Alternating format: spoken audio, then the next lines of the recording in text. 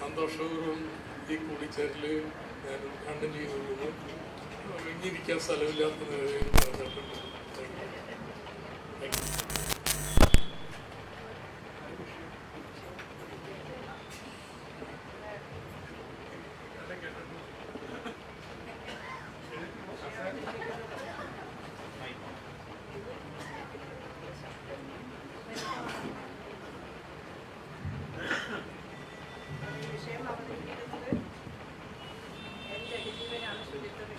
കുടുംബശ്രീയിലുണ്ടായിരുന്നതാണ്. അപ്പോൾ വളരെ കൃത്യമായിട്ട് ഈ കാര്യങ്ങളൊക്കെ നന്നായി അവതരിപ്പിക്കും. നിങ്ങളുടെ പേപ്പർ അതിനകത്തുണ്ട്. അപ്പോൾ ജഗജീവൻ അവതരിപ്പിച്ച് കഴിഞ്ഞാൽ പിന്നീട് ഇതിൽ ചർച്ചയുണ്ട്. അപ്പോൾ നേരത്തെ സൂചിപ്പിച്ചതുപോലെ കൃത്യമായിട്ട് ശ്രദ്ധിച്ചിട്ട് കാര്യങ്ങൾ നോട്ട് ചെയ്ത് അത് ചർച്ചയിലും പങ്കെടുക്കണം. അതുപോലെ ഇവിടെ എഴുതി തരുകയും വേണം. ശരിക്കും ഇനിയൊരു അവതരണത്തിൻ്റെ ആവശ്യമില്ല. കാരണം ഈ പ്രബന്ധം ഇവിടെ ഡോക്ടർ ഐസക് അവതരിപ്പിക്കുകയാണ്. അവതരണത്തിൻ്റെ ഒരു പ്രസക്തി ഇവിടെ തോന്നുന്നില്ല. എങ്കിലും ഞാൻ വളരെ വേഗം അങ്ങ് ഓടിച്ചു പോവാം.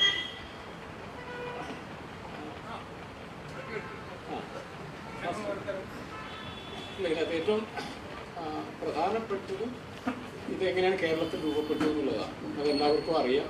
ജനകീയാസന പ്രസ്ഥാനം, അതുപോലെ CBMB സന്നദ്ധ സംഘടന അന്വേഷണം വേണ്ട വേഗം.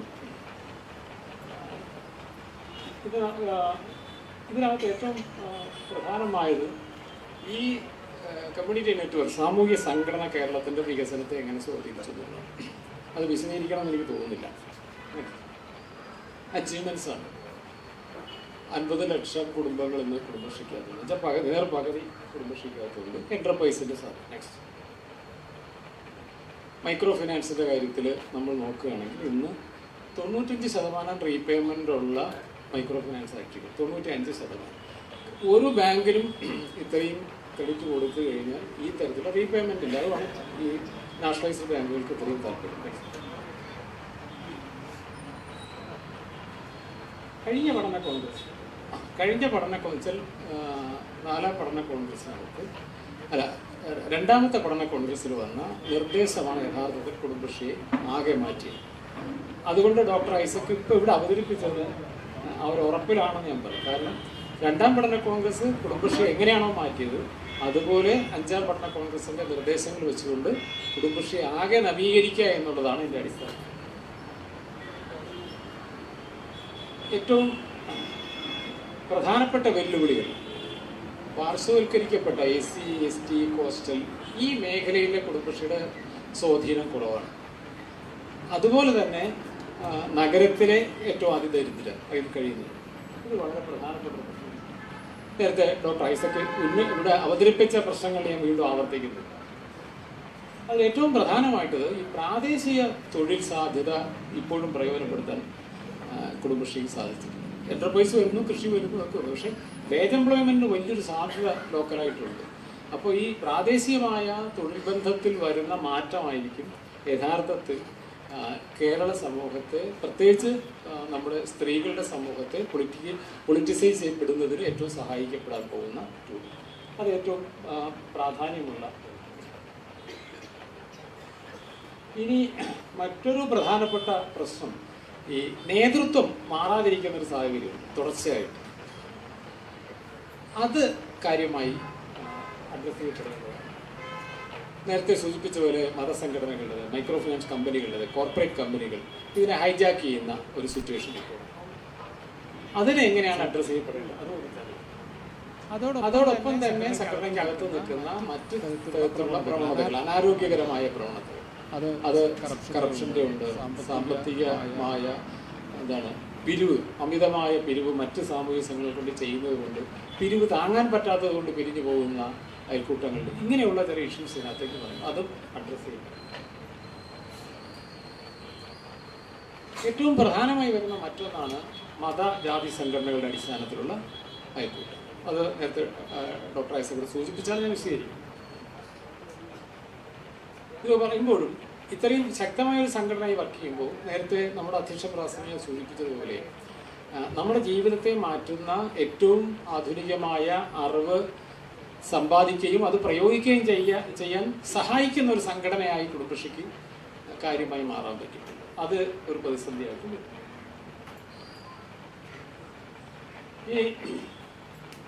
ഈ പ്രശ്നത്തെ അഡ്രസ്സ് ചെയ്യാൻ നേരത്തെ അദ്ദേഹം ഉന്നയിച്ച വളരെ പ്രധാനപ്പെട്ട ഒരു കാര്യമുണ്ട്. സാർവോപദേശം കൊണ്ടും അതുപോലെ തന്നെ ക്ലാസ്സുകൾ കൊണ്ടും മാറ്റാൻ പറ്റുന്നത് പ്രവർത്തിക്കാനുള്ള അവസരം കൊടുക്കും. അതിലേറ്റവും പ്രധാനപ്പെട്ടത് ഈ സംഘടനാ സംവിധാനം സ്ത്രീകളുടെ തൊഴിലവസരം ഉണ്ടാക്കുന്ന ഒരു ഏജൻസി ആയിട്ട് എങ്ങനെ ട്രാൻസ്ഫോം ചെയ്യും. ഇതാണ് ഒരു പ്രധാനം. രണ്ടാമത്തേത് സ്ത്രീകൾക്ക് തൊഴിലെടുക്കാൻ പറ്റുന്ന സാഹചര്യമായിട്ട് എങ്ങനെ ഉണ്ടാക്കിയത്. ഇത് രണ്ടിലും കൂടി തൊഴിലവസരം, തൊഴിൽ സാഹചര്യങ്ങൾ, തൊഴിലുണ്ടാക്കി കൊടുക്കുന്ന സാമൂഹിക ഇടം, ഇതിലൂടെ എങ്ങനെയാണ് അവരുടെ സോഷ്യൽ സ്റ്റാറ്റസിൽ അഡ്രസ്സ് ചെയ്യപ്പെടാൻ പറ്റും, ആ തരത്തിലേക്ക് എങ്ങനെ ഉപയോഗിക്കാൻ സാധിക്കും. ഇപ്പോൾ ഉള്ള പ്രധാനപ്പെട്ട ഒരു ഇഷ്യൂ അത് അദ്ദേഹം വളരെ കൃത്യമായി അതിന് വേറൊരു ഭാഷയിൽ അവതരിപ്പിച്ചു. എന്ന് പറഞ്ഞാൽ അയൽക്കൂട്ടമാണ് ഇതിനകത്ത് ശക്തം, മിഷൻ അല്ല എന്നുള്ളത്. അപ്പോൾ മിഷൻ ഇനി ഇവിടെ എന്തിനാണ് വേണ്ടത്, അത് ചർച്ച ചെയ്യപ്പെടേണ്ടത്. 25 വർഷത്തോളം അനുഭവമുള്ള ഈ അനുഭവം സമൂഹത്തിൽ തന്നെ ട്രാൻസ്ഫർ ചെയ്യപ്പെട്ടു കഴിഞ്ഞു. സമൂഹത്തിൻ്റെ പൊതുബോധമായി മാറി അയൽക്കൂട്ടം ഉണ്ടാകുക, പ്രവർത്തിക്കുക. ഇനി അത്തരം ഒരു പ്രവർത്തനം നടത്താൻ ഒരു ഗവൺമെൻറ് സിസ്റ്റത്തിൻ്റെ ആവശ്യമില്ല. അത് സമൂഹത്തിൽ തന്നെ ഉണ്ടായി വന്ന ഇൻസ്റ്റിറ്റ്യൂഷൻ ഉണ്ടായി വരണം. അതേസമയം ഗവൺമെൻറ് സിസ്റ്റം വേണം. അത് വേണ്ട എന്താ, ഉയർന്ന സാങ്കേതിക വൈദഗ്ധ്യം, ഉയർന്ന പ്രൊഫഷണൽ ഇൻപുട്ട് കൊടുക്കാൻ പറ്റുന്ന തരത്തിലുള്ള മിഷനാണ് വേണ്ടത്. ഇന്നുള്ള മിഷൻ സ്ട്രക്ചർ അല്ല വേണ്ടത്. അപ്പോൾ മിഷനെ പൂർണ്ണമായി പുനഃസംഘടിപ്പിക്കേണ്ടതുണ്ട്.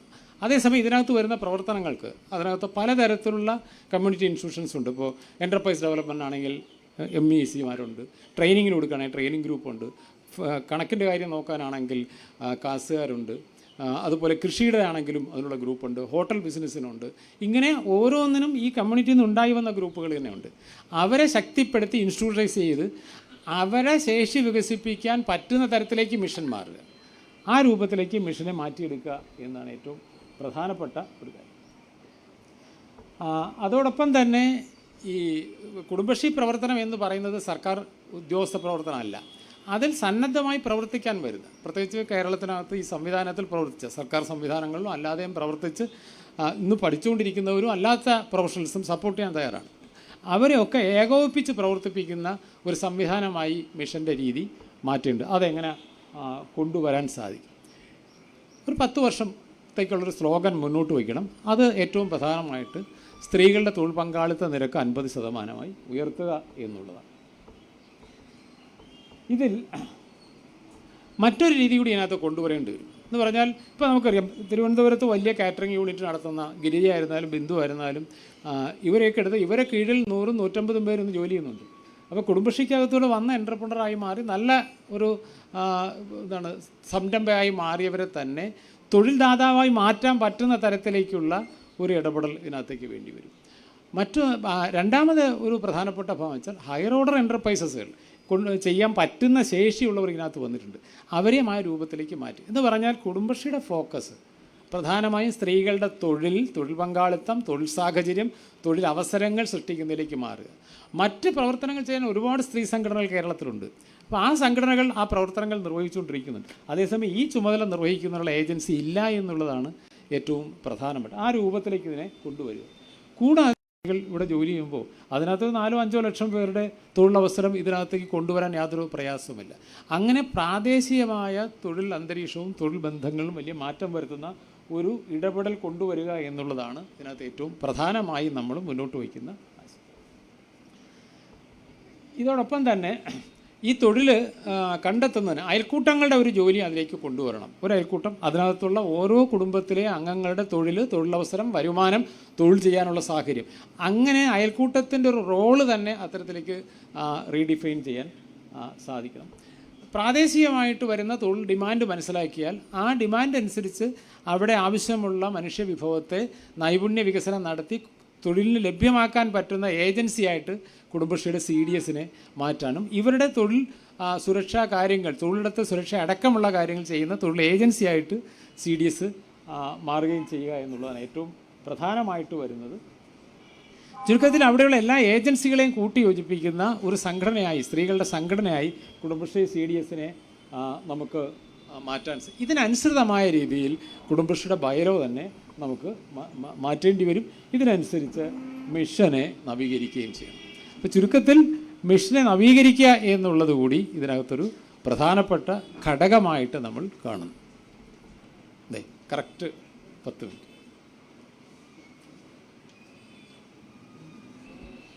അടുത്തത് ഇതിൽ ചർച്ചയിൽ ആദ്യമായി പങ്കെടുക്കുന്നത് ബേബി ബാലകൃഷ്ണൻ, മുൻ ജില്ലാ പഞ്ചായത്ത് പ്രസിഡൻ്റാണ്, മുൻ കുടുംബശ്രീ അംഗവുമായിരുന്നു. അതുകൊണ്ട് കുടുംബശ്രീയുടെ ഗവേണിംഗ് ബോഡി അംഗമായിരുന്നു. അപ്പോൾ അവരെ ബേബി ബാലകൃഷ്ണനെ ക്ഷണിക്കുക.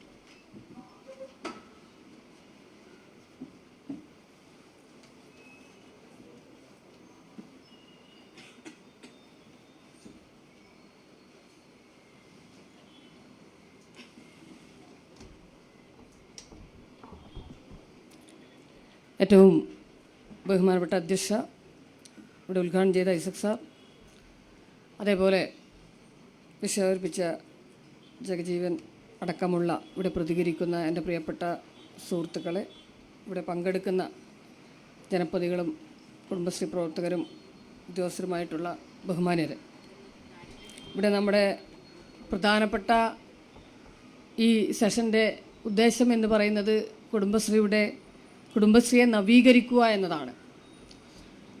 1998 കുടുംബശ്രീ ആരംഭിക്കുമ്പോൾ അയൽക്കൂട്ടങ്ങളിൽ സ്ത്രീകളെ ക്ഷണിക്കാൻ പോയാൽ സ്ത്രീകൾ കസേരയിൽ ഇരിക്കാത്ത അവസ്ഥയായിരുന്നു എങ്കിൽ ഇന്ന് കസേരയില്ലാതെ സ്ത്രീകൾ എവിടെയും ഇരിക്കില്ല എന്ന അവസ്ഥയിലേക്ക് മാറ്റിക്കൊണ്ടുവരാൻ കുടുംബശ്രീക്ക് കഴിഞ്ഞു. അപ്പം അതുപോലെ ഓരോ കാര്യത്തിലും അവിടെ നിന്ന് തുടങ്ങുമ്പോൾ നമുക്കറിയാം, കുടുംബശ്രീയുടെ ഒരു ലക്ഷ്യം അന്ന് നമ്മൾ പറഞ്ഞത് കേവല ദാരിദ്ര്യം പൂർണ്ണമായും 10 വർഷത്തിനുള്ളിൽ സമൂഹത്തിൽ നിന്ന് തുടച്ചു മാറ്റും എന്നതായിരുന്നു. പക്ഷേ 20 വർഷം കൊണ്ട് നവകേരള മിഷൻ്റെ കൂടി സഹായത്തോടു കൂടി നമുക്ക് കേവല ദാരിദ്ര്യം തുടച്ചു നീക്കാൻ വേണ്ടി കഴിഞ്ഞു. ഇനി ദാരിദ്ര്യ നിർമ്മാർജ്ജനം എന്ന ലക്ഷ്യത്തിലേക്കാണ് നമ്മൾ പോവേണ്ടത്. ആ ദാരിദ്ര്യ നിർമ്മാർജ്ജനം എന്ന ലക്ഷ്യത്തിലേക്ക് പോകണമെങ്കിൽ നേരത്തെ ഐസക് സഖാവിടെ പറഞ്ഞ 50% സ്ത്രീകളെങ്കിലും തൊഴിൽ രംഗത്തേക്ക് കടന്നു വരണം. ഇപ്പോഴുള്ള 30% താഴെ മാത്രമുള്ള പങ്കാളിത്തം 50% ഉയർത്തണമെങ്കിൽ അതിന് കുടുംബശ്രീ തന്നെയാണ് ഏറ്റവും നല്ല ഒരു മാർഗം. കാരണം കുടുംബശ്രീയുടെ സ്ത്രീകളെ സ്കില്ലിലേക്ക് കൊണ്ടുവന്നുകൊണ്ട് അവർക്ക് തൊഴിൽ കൊടുക്കാൻ ആവശ്യമായ സംവിധാനമായി ഉയരണം. അപ്പോൾ അവിടെ നിൽക്കുന്ന മറ്റൊരു പ്രശ്നം കുടുംബം ജനാധിപത്യവൽക്കരിക്കണം എന്നാണ്. ഇപ്പോൾ മിക്കവാറും കുടുംബങ്ങളും അങ്ങനെ തന്നെയാണ്, ജനാധിപത്യവൽക്കരിച്ചിട്ടുണ്ട്. സ്ത്രീകളും പുരുഷന്മാരും തുല്യമായി തന്നെയാണ്. എങ്കിലും കൂടുമ്പോൾ ഇമ്പമുള്ളതാണ് കുടുംബം. ആ കുടുംബ വ്യവസ്ഥയെ, ആ കുടുംബ എന്ന സാമൂഹ്യ സ്ഥാപനത്തെ ഒന്നുകൂടി സ്ഥാപനവൽക്കരിച്ചുകൊണ്ട് അതിലെ അംഗങ്ങളെ കെയറും അതേപോലെ തന്നെ നല്ല കരുതലും ആയി കൊണ്ടുവരാനും ആ സാമൂഹ്യ സ്ഥാപനം എന്ന രീതിയിലേക്ക് അതായത് അത് മറ്റ് പ്രശ്നങ്ങളില്ലാതെ കൊണ്ടുപോകാനും നമുക്ക് കഴിയേണ്ടതായിട്ടുണ്ട്. കാരണം കൂടുതൽ സമയം സ്ത്രീകൾ കുടുംബത്തിന് പുറത്താണ്. അപ്പം അതിൻ്റേതായ പ്രയാസങ്ങൾ നമുക്ക് കുടുംബത്തിൽ കാണാനുണ്ട് എന്ന് പറയുമ്പോൾ കുട്ടികളെ നമുക്ക് വേണ്ടത്ര ശ്രദ്ധിക്കാൻ കഴിയുന്നുണ്ടോ, ഇതൊക്കെ തന്നെ നമ്മളൊരു പരിശോധന നടത്തേണ്ട കാര്യമാണ്.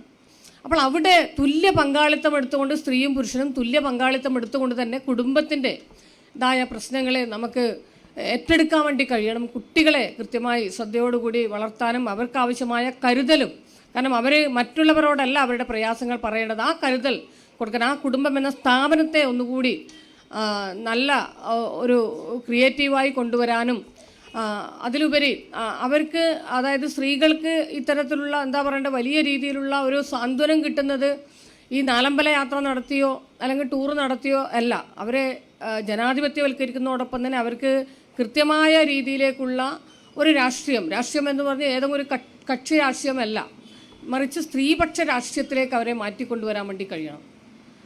ആ തരത്തിലേക്ക് അതിനെ മാറ്റിയെടുക്കാൻ വേണ്ടി കഴിയണം. അത് പലപ്പോഴും നമ്മൾ പ്രസംഗിക്കുന്നതല്ലാണ്ട് ആ തലത്തിലേക്ക് എത്താൻ വേണ്ടി കഴിയുന്നില്ല കുടുംബശ്രീ മിക്കവാറും. കാരണം പലപ്പോഴും നമ്മൾ ഏത് പരിപാടിക്ക് സ്ത്രീകളെ വിളിച്ചാലും അവിടെ ഉദ്ഘാടകൻ്റെ റോൾ കഴിഞ്ഞാൽ മുഴുവൻ സീറ്റ് കാലിയാവുന്ന ഒരവസ്ഥയിലേക്ക് മാറുകയാണ്.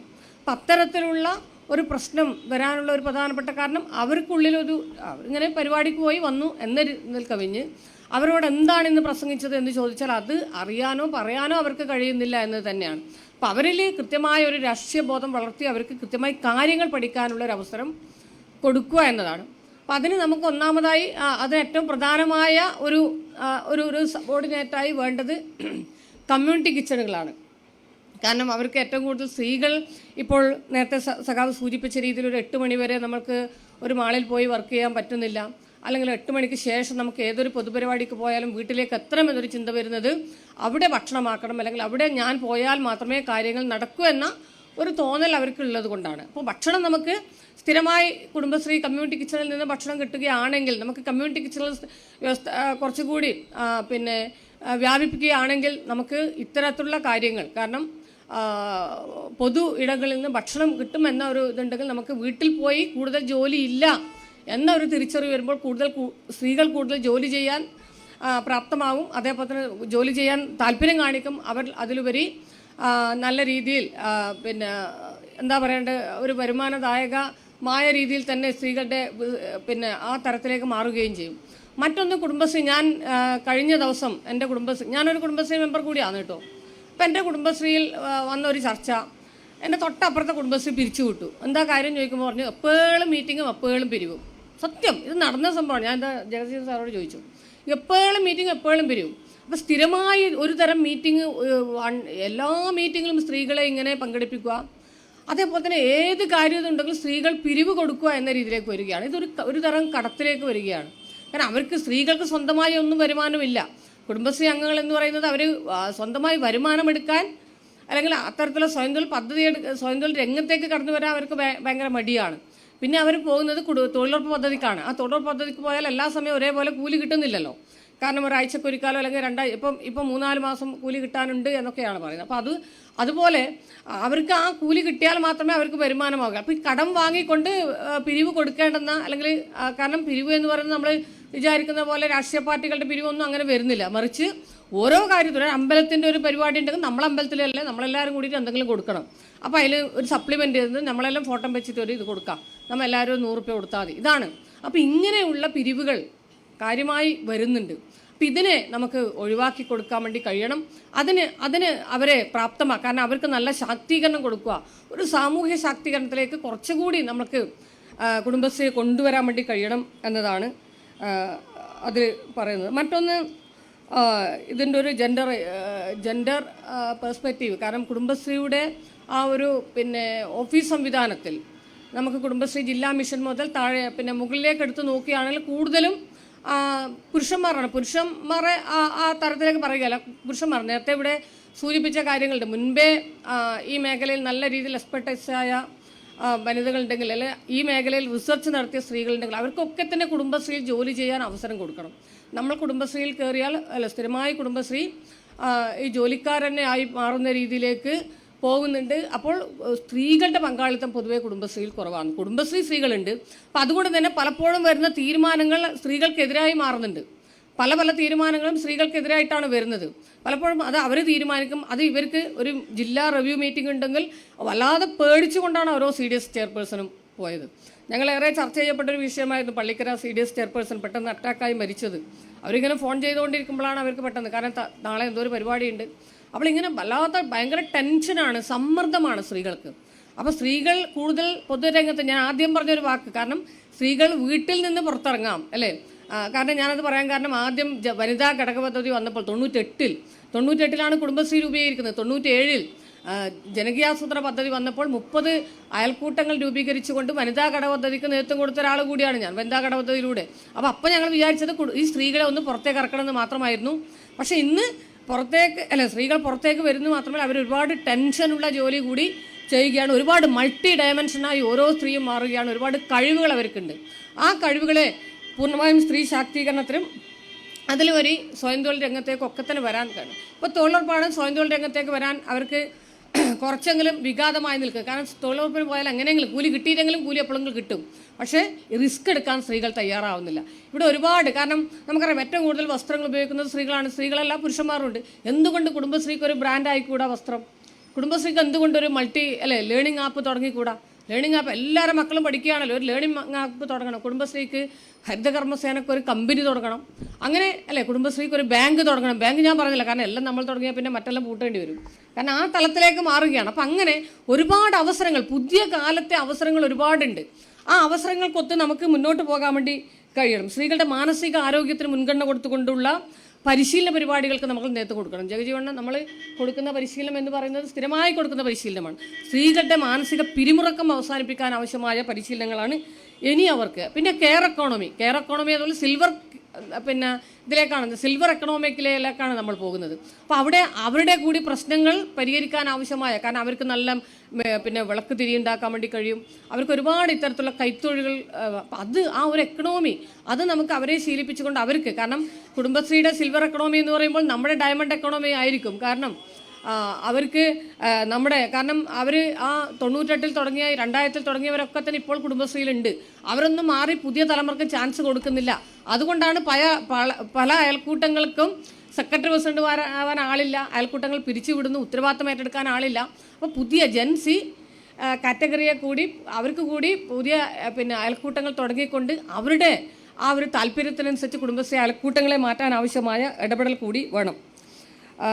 അതേപോലെ തന്നെ അവരുടെ മക്കൾക്കായി സ്കോളർഷിപ്പും അതേപോലെ തന്നെ കരിയർ ഗൈഡൻസ് കോഴ്സുകളൊക്കെ തന്നെ നമുക്ക് ആരംഭിക്കാൻ വേണ്ടി കഴിയണം. മറ്റൊന്ന്, പ്രവാസി മലയാളികളുടെ സ്ത്രീകളെ അടക്കം കുടുംബശ്രീയിലേക്ക് കൊണ്ടുവരാൻ വേണ്ടി കഴിയണം. നമ്മുടെ ഉൽപ്പന്നങ്ങൾ പ്രവാസ ലോകത്ത് പ്രചരിപ്പിക്കാൻ അവർക്കൊക്കെ തന്നെ നന്നായി കഴിയും. അതേപോലെ തന്നെ നമ്മളെ നല്ല ബ്രാൻഡിങ്ങായി നമുക്ക് അന്താരാഷ്ട്ര വിപണിയിലേക്ക് നമ്മളെ ഉൽപ്പന്നങ്ങളെ എത്തിക്കാൻ ഒരുപാട് ഉൽപ്പന്നങ്ങൾ അങ്ങനെ എത്തുന്നുണ്ട്. നമ്മൾ പ്രാദേശികമായി അല്ലേ, അങ്ങനെ കൂടുതൽ അവസരങ്ങൾ കിട്ടിയാൽ മാത്രമേ അവർക്ക് കൂടുതൽ ഇത്തരത്തിൽ തുടങ്ങാൻ വേണ്ടി. ഓക്കെ. മറ്റൊന്ന് അർബൻ ഫാമിംഗ്, അഗ്രി ടൂറിസം, ഞാനെല്ലാം തുറന്ന് ചെറിയ ഇത് പറയാം. അതുപോലെ തന്നെ നാനോ സംരംഭങ്ങളെ ഇടത്തരം യൂണിറ്റുകളാക്കി ഉയർത്താൻ നമുക്ക് കഴിയണം. മാളുകളിലും വിമാനത്താവളങ്ങളിലും ഒക്കെ തന്നെ നമ്മൾ കുറച്ച് വെക്കുന്നുണ്ടെങ്കിലും കുടുംബശ്രീയുടെ ഒരു യൂണിറ്റ് അവിടെ തുടങ്ങാൻ, കുടുംബശ്രീയുടെ ഔട്ട്ലെറ്റുകൾ സ്ഥാപിക്കാൻ വേണ്ടി കഴിയണം. കാരണം പലപ്പോഴും നമുക്ക് കുടുംബശ്രീ അത് കുറച്ച് ചെറിയ വിലക്കാരുടെ അതിൽ. പിന്നെ അവരുടെ കോർപ്പറേറ്റ് ഗിഫ്റ്റിംഗ് നമുക്ക് കുടുംബശ്രീ ഉൽപ്പന്നങ്ങൾ ഉപയോഗപ്പെടുത്താൻ വേണ്ടി കഴിയണം.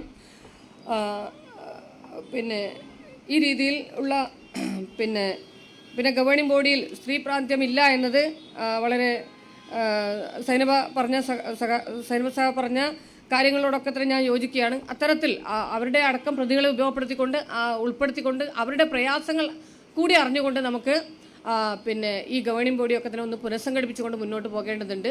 അപ്പോൾ മൊത്തത്തിൽ നമുക്ക് സ്ത്രീകൾ കുറച്ചുകൂടി നല്ല പൊതുരംഗത്തേക്ക് അല്ലെങ്കിൽ മറ്റു രംഗത്തേക്ക് കടന്നു വന്നിട്ട് അവരെ ശാക്തീകരിക്കാനും അവരെ കുറച്ച് സമയം നമുക്ക് പ്രസംഗങ്ങൾ കേട്ട് ഇരുത്താനും അതോടൊപ്പം തന്നെ അവരിലെ അരാഷ്ട്രീയവാദം എന്ന് പറഞ്ഞാൽ വല്ലാത്ത അന്ധവിശ്വാസത്തെ നമുക്ക് മാറ്റിക്കൊണ്ടുവരാനും കഴിയണം. അതാണ് നമ്മൾ ഒന്നാമതായി അവർക്ക് മുൻഗണന കൊടുക്കേണ്ടത്. പിന്നീട് കൂടുതൽ പുതിയ മേഖലകളിലേക്ക് കുടുംബശ്രീയെ മാറ്റിക്കൊണ്ട് കൂടുതൽ സംരംഭങ്ങൾ കൊണ്ടുവരാനും കൂടി കഴിയണമെന്നതാണ് എനിക്ക് പറയാനുള്ളത്. അടുത്തത് KK ലതിക, കുടുംബശ്രീയുടെ ഗവേണിംഗ് ബോഡി എക്സിക്യൂട്ടീവ് കമ്മിറ്റിയാണ്.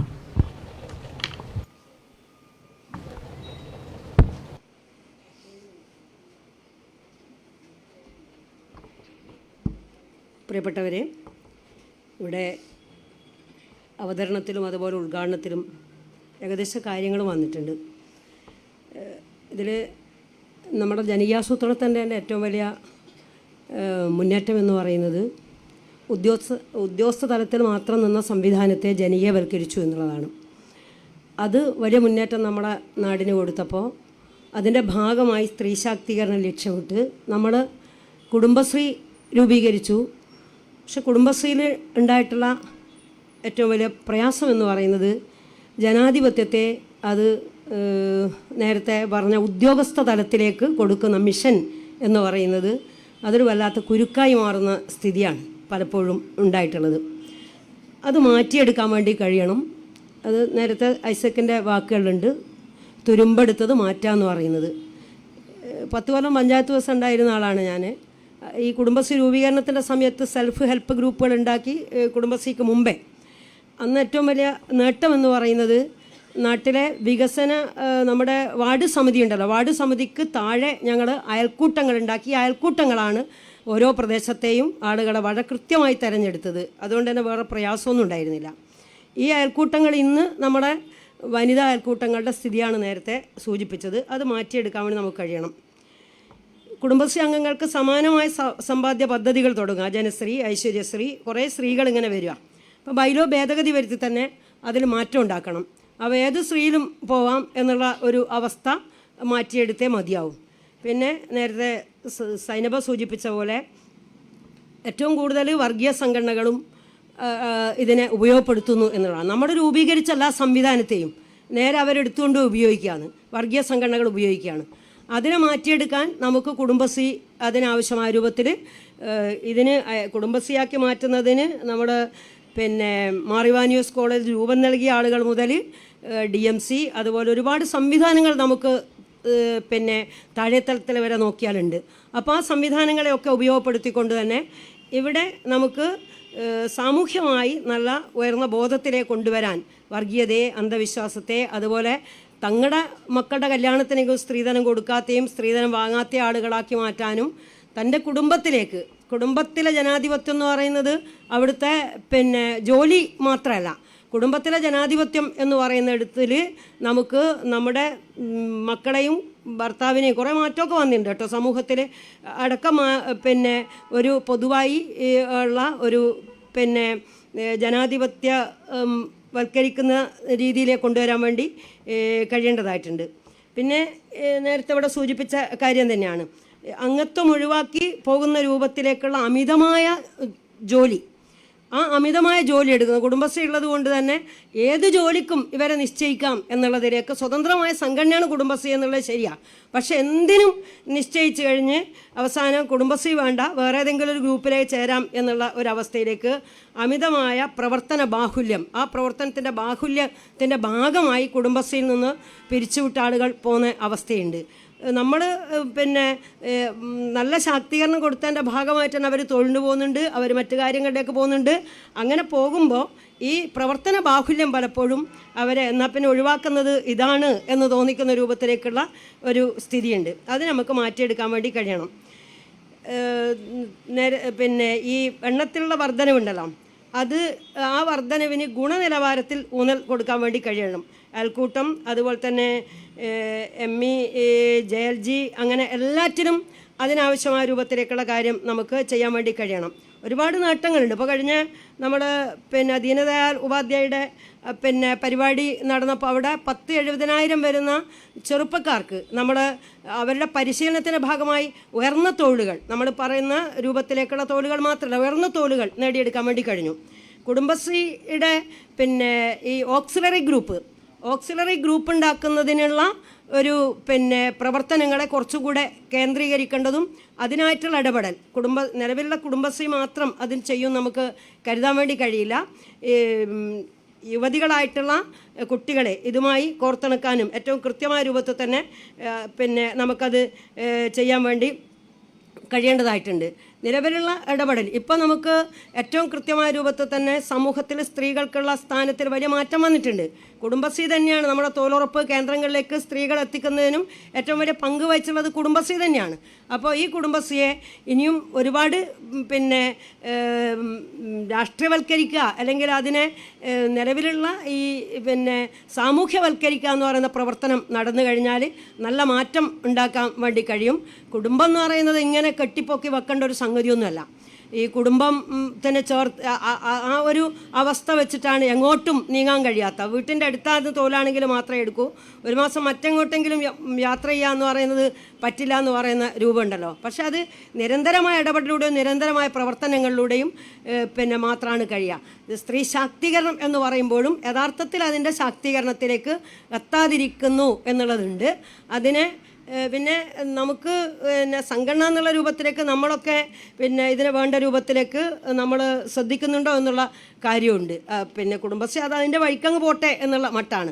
രാഷ്ട്രീയവൽക്കരിക്കാത്തതിൻ്റെ മറ്റാരോ അതിൻ്റെ മേലെ നമ്മൾ പഴിചാരുക, കുറ്റം നമ്മൾ ആർക്കോ ചാരാണ്. അതിന് പുറത്ത് അത് മാറ്റിയിട്ട് നമുക്ക് ഈ നേരത്തെയുള്ള സംവിധാനങ്ങളെ ഇതിനു വേണ്ടി ഉപയോഗപ്പെടുത്തി കഴിഞ്ഞാൽ വളരെ വേഗത്തിൽ മാറ്റം ഉണ്ടാക്കാനും സ്ത്രീകൾക്കിടയിൽ നേരത്തെ ഐസക് സഖാവ് പറഞ്ഞിട്ടുള്ളതുപോലെ 50% സ്ത്രീകൾ തൊഴിൽരംഗത്തേക്ക് വരുന്ന മാറ്റങ്ങൾ അവരെ രാഷ്ട്രീയവൽക്കരിക്കുകയും കൂടി ചെയ്യുമ്പോൾ ഉണ്ടാകുന്ന മാറ്റം എന്ന് പറയുന്നത് അത് ഹൈ ജമ്പും ലോങ് ജമ്പൊക്കെ പോലെ സമൂഹത്തിൻ്റെ വലിയ ഒരു ചാട്ടമായിരിക്കും. അത് അമ്മ അടിമയായ മണ്ണിൽ അടിമയായ മക്കളെ ജനിക്കുകയുള്ളൂ, അവിടെ മോചനം സാധ്യമല്ല കൂട്ടരെ എന്ന് അത് വെറും പാട്ടല്ല. യഥാർത്ഥത്തിൽ അങ്ങനെയുള്ള ഒരു നല്ല പ്രവർത്തനം വലിയ ചാട്ടത്തിലേക്കാണ് നമ്മുടെ സമൂഹത്തെ എത്തിക്കുക. നമുക്ക് ആ പ്രവർത്തനത്തിന് എന്തൊക്കെയാണോ വേണ്ടത് അത് ഏറ്റവും കൃത്യമായി നൽകാം എന്ന് മാത്രമാണ് പറയാനുള്ളത്.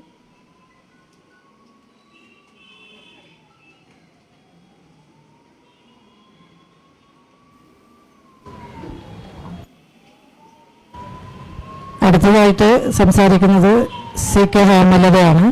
DMC ആയി പ്രവർത്തിച്ച അനുഭവം, ഇപ്പോൾ വിജ്ഞാന കേരളത്തിൽ പ്രവർത്തിക്കുന്ന അനുഭവം വെച്ചുകൊണ്ട് അവർ അതിനെ സംബന്ധിച്ച് വിലയിരുത്തി സംസാരിക്കും.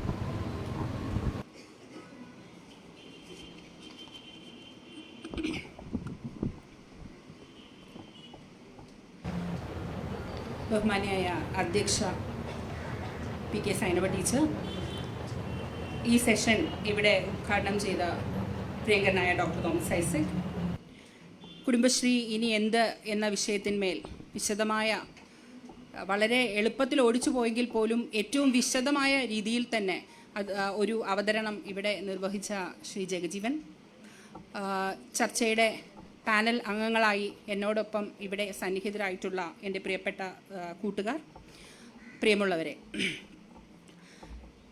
കുടുംബശ്രീയുടെ രൂപീകരണം മുതൽ നാളിതുവരെയുള്ള പ്രവർത്തനങ്ങൾ, അതുപോലെ തന്നെ അത്തരം പ്രവർത്തനത്തിലുണ്ടായിട്ടുള്ള വിടവുകൾ, അതിലുള്ള വെല്ലുവിളികൾ, അതോടൊപ്പം തന്നെ ഭാവി സംബന്ധിച്ച നിർദ്ദേശങ്ങൾ അടക്കമുള്ള ഒരു ഡോക്യുമെൻ്റാണ് നമുക്ക് ഇന്നിവിടെ ലഭ്യമായിട്ടുള്ള പുസ്തകത്തിനകത്ത് കുടുംബശ്രീ ഇനി എന്ത് എന്ന പാഠത്തിനകത്ത് ഉൾപ്പെടുത്തിയിട്ടുള്ളത്. അതിൻ്റെ ഒരു ചെറിയ രൂപമാണ് നമ്മളിവിടെ അവതരണമായിട്ട് തന്നെ കണ്ടതും. സൈനബ ടീച്ചർ അധ്യക്ഷ പ്രസംഗത്തിൽ പറഞ്ഞത്, അതുപോലെ തന്നെ ഉദ്ഘാടക പ്രാസംഗികൻ, എനിക്ക് മുൻപ് സംസാരിച്ച പാനൽ ചർച്ചയിലെ മറ്റംഗങ്ങൾ, ഇവരൊക്കെ വളരെ ദീർഘവീക്ഷണത്തോടു കൂടിയുള്ള നിർദ്ദേശങ്ങൾ കുടുംബശ്രീയുടെ ഭാവി പ്രവർത്തനങ്ങൾ സംബന്ധിച്ച് മുന്നോട്ട് വയ്ക്കുകയും ചെയ്തിട്ടുണ്ട്.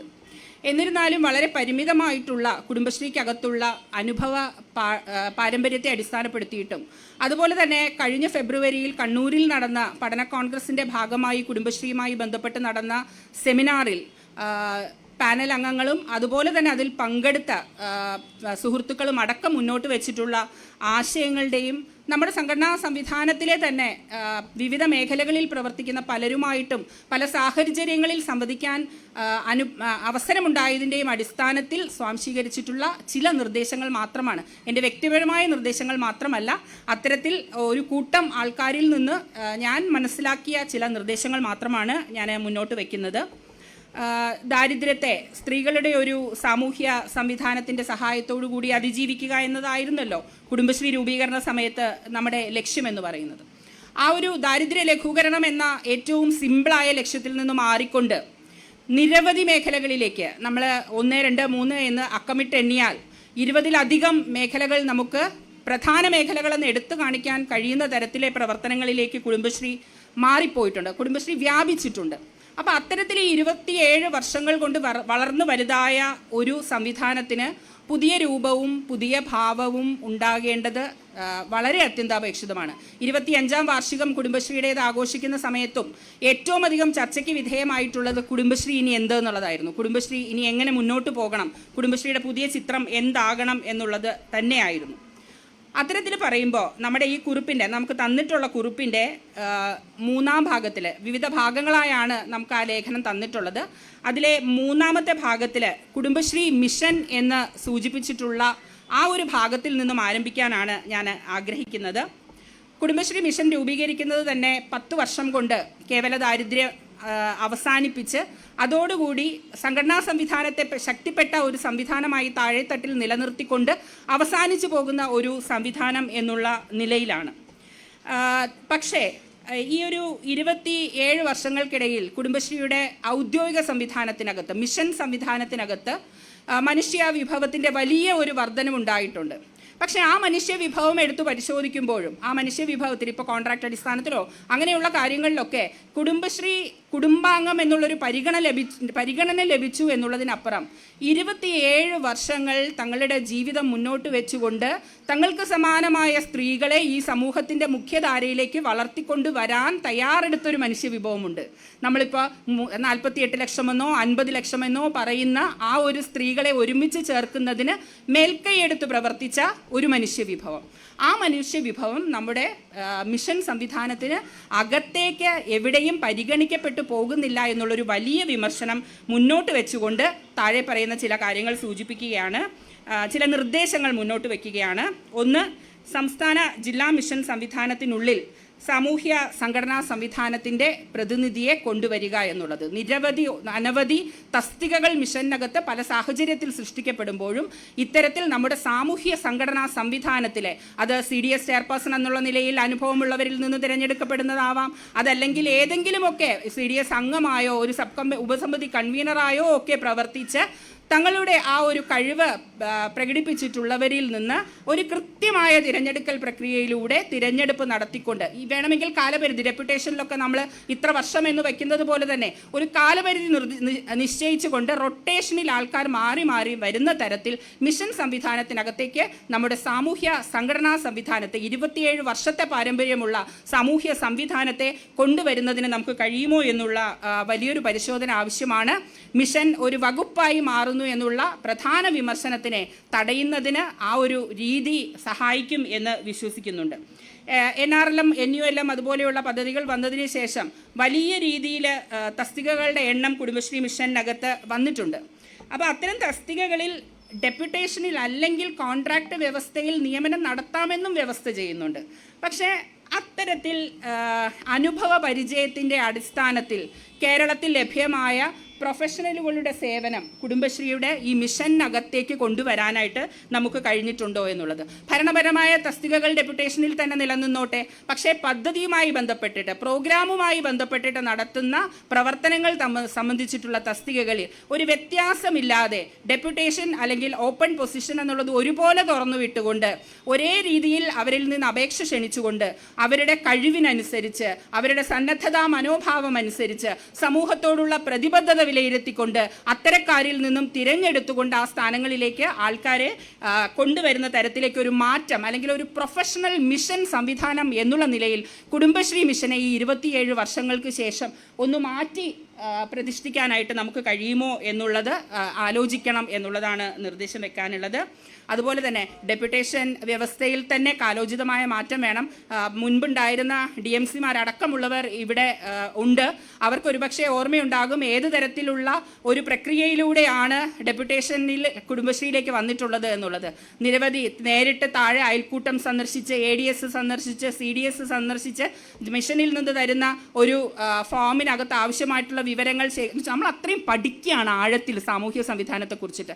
അതിനുശേഷം ഉണ്ടാകുന്ന ഒരു എഴുത്തു പരീക്ഷയോ അല്ലെങ്കിൽ ഇൻ്റർവ്യൂ, അത്തരത്തിൽ നിരവധി കടമ്പകൾ കടന്നുകൊണ്ടായിരുന്നു ഡെപ്യൂട്ടേഷനിൽ. അത് ശരിക്കും ഒരാളുടെ, ഞാൻ നേരത്തെ സൂചിപ്പിച്ച ആ ഒരു പ്രതിബദ്ധതയൊക്കെ അളക്കുന്ന തരത്തിലുള്ള പരീക്ഷകൾ നിലനിന്നിരുന്നു. പക്ഷേ ഇന്ന് അത്തരം പരീക്ഷകളൊന്നും തന്നെ ഉണ്ടാകുന്നില്ല എന്നുള്ളത് കൊണ്ട് സമൂഹത്തോട് കൃത്യമായിട്ട് സാമൂഹ്യപരമായിട്ടുള്ള ഒരു അടുപ്പം നിലനിർത്താൻ കഴിയുന്ന തരത്തിലെ ഒരു സംവിധാനം ഡെപ്യൂട്ടേഷൻ സിസ്റ്റത്തിലൂടെ വരുന്നുണ്ടോ എന്നുള്ളത് സംശയകരമാണ്. അതുപോലെ തന്നെ കോൺട്രാക്ട് ബേസിൽ ആണെങ്കിൽ പോലും മേലുദ്യോഗസ്ഥൻ, ഗവേണിംഗ് ബോഡിയുടെ 2 മെമ്പർമാരാണ് ഇവിടെ ഉള്ളത്, വെറുതെ സ്വന്തം മേലുദ്യോഗസ്ഥൻ സാക്ഷ്യപ്പെടുത്തിക്കൊണ്ട് അടുത്ത വർഷത്തേക്ക് കോൺട്രാക്ട് എക്സ്റ്റെൻഡ് ചെയ്ത് കിട്ടുക എന്നുള്ളതിന് പകരം അവർ കഴിഞ്ഞ ഒരു വർഷം നടത്തിയ പ്രവർത്തനങ്ങൾ എന്താണ് എന്നുള്ളത് ഒരു എക്സ്പേർട്ട് കമ്മിറ്റിയുടെ മുന്നിൽ കൃത്യമായിട്ട് അവതരിപ്പിച്ചുകൊണ്ട് അവർ ആ സിസ്റ്റത്തിന് ഉതകുന്നവരാണോ എന്നുള്ള വ്യക്തമായ പരിശോധന മേലുദ്യോഗസ്ഥൻ, കാരണം എന്താ 360 ഡിഗ്രി അപ്രൈസൽ സിസ്റ്റം എന്ന് പറഞ്ഞാൽ അത് നമ്മുടെ CDS സംവിധാനത്തിലുള്ളവർ, മിഷനകത്ത് നമ്മുടെ സ്റ്റേറ്റ് മിഷനിൽ ഇരിക്കുന്നവർ, അതായത് നമ്മളുടെ മുകളിലെ ഉദ്യോഗസ്ഥർ, താഴെയുള്ള ഒപ്പമുള്ള ഉദ്യോഗസ്ഥർ, നമ്മുടെ ഒപ്പം പ്രവർത്തിക്കുന്ന സംഘടനാ സംവിധാനം അടക്കം നമ്മളുടെ പ്രവർത്തനത്തെ വിലയിരുത്തുന്ന തരത്തിലേക്ക്, അത് കോൺട്രാക്റ്റ് ആണെങ്കിലും ഡെപ്യൂട്ടേഷൻ ആണെങ്കിലും അത്തരത്തിൽ ചില നിബന്ധനകളോടുകൂടി ഡെപ്യൂട്ടേഷൻ അല്ലെങ്കിൽ കോൺട്രാക്ട് രീതി മുന്നോട്ട് കൊണ്ടുപോകും. ഞാൻ മിഷൻ്റെ പൂർണ്ണമായ ഒരു മാറ്റത്തെക്കുറിച്ച് സംസാരിക്കുന്നത് കൊണ്ടാണ് അത്തരത്തിൽ തന്നെ തുറന്ന് സംസാരിക്കുന്നത്. മിഷൻ എന്നത് അധികാര കേന്ദ്രങ്ങൾ, ഇന്നും കൂടി ഇവിടെ വന്നതിന് ശേഷം ചില CDS ചെയർപേഴ്സൺമാരുമായി സംവദിക്കാനിടയായപ്പോൾ കിട്ടിയ ഏറ്റവും വലിയ ഇൻഫർമേഷൻ എന്ന് പറയുന്നത് മിഷൻ ഓഫീസുകളിലേക്ക് കടന്നു ചെല്ലാൻ പഴയ രീതിയിലുള്ള ഒരു അടുപ്പം, അതൊരു ഉദ്യോഗസ്ഥനും താഴെ അവർക്ക് വേണ്ടി പ്രവർത്തിക്കുന്ന ഒരു സംവിധാനം എന്നുള്ള നിലയിൽ ഒരു വിടവ് ഞങ്ങൾക്കിടയിൽ ഉണ്ടാകുന്നത് കൊണ്ട് മിഷനെ അപ്രോച്ച് ചെയ്യാൻ ബുദ്ധിമുട്ടുണ്ടാകുന്നു. അപ്പോൾ മിഷൻ എന്നത് അധികാര കേന്ദ്രമാകുന്നതിന് പകരം മിഷൻ ടീം സാമൂഹ്യ സംഘടനാ സംവിധാനത്തിൻ്റെ മെൻഡർമാരായി വരുന്ന തരത്തിലേക്ക് പരിഷ്കരിക്കപ്പെടണം. അതുപോലെ ഐസക് സാബ് ആണെങ്കിലും ജയജീവൻ ആണെങ്കിലും സൂചിപ്പിച്ച ഒരു വിഭാഗമുണ്ട്. അത് മൈക്രോ എൻ്റർപ്രൈസ് കൺസൾട്ടൻറ്റുമാരായിക്കോട്ടെ, നമ്മുടെ പരിശീലന ഗ്രൂപ്പുകളായിക്കോട്ടെ, കാസ് ആയിക്കോട്ടെ, അനിമേറ്റേഴ്സ് ആയിക്കോട്ടെ, ഇവരൊക്കെ തന്നെ കുടുംബശ്രീ സംവിധാനത്തിനകത്തു നിന്നും രൂപപ്പെട്ടിട്ട് വന്നുള്ള പിന്തുണാ സംവിധാനങ്ങളാണ്. പക്ഷേ ഈ സംവിധാനങ്ങളെ ഉയർന്ന തലത്തിലേക്ക് സജ്ജമാക്കണം എന്ന് ഞാൻ ഒറ്റവാക്കിൽ പറയില്ല. അവരെ സ്വതന്ത്ര ഏജൻസികളാക്കി മാറ്റിയാൽ മാത്രമാണ് അവർക്ക് ഈ സാമൂഹ്യ സംഘടനാ സംവിധാനത്തെ കൃത്യമായിട്ട് അതിൽ ഇടപെട്ടുകൊണ്ട് പ്രവർത്തിക്കാനായിട്ട് കഴിയുന്നൊരു സാഹചര്യം ഉണ്ടാവുകയുള്ളൂ. മറ്റത് ഈ പറഞ്ഞ പോലെ ഒരാളോട് വളരെ അടുത്ത് പെരുമാറുന്നവർക്ക് കൃത്യമായിട്ട് എല്ലാ പ്രവർത്തനങ്ങൾ ഉണ്ടാവുകയും എന്നാൽ അത്തരത്തിലൊരടുപ്പം നിലനിൽക്കാത്ത ആൾക്കാർ എന്നും മാറി നിൽക്കുന്ന ഒരു സ്ഥിതി ഉണ്ടാവും.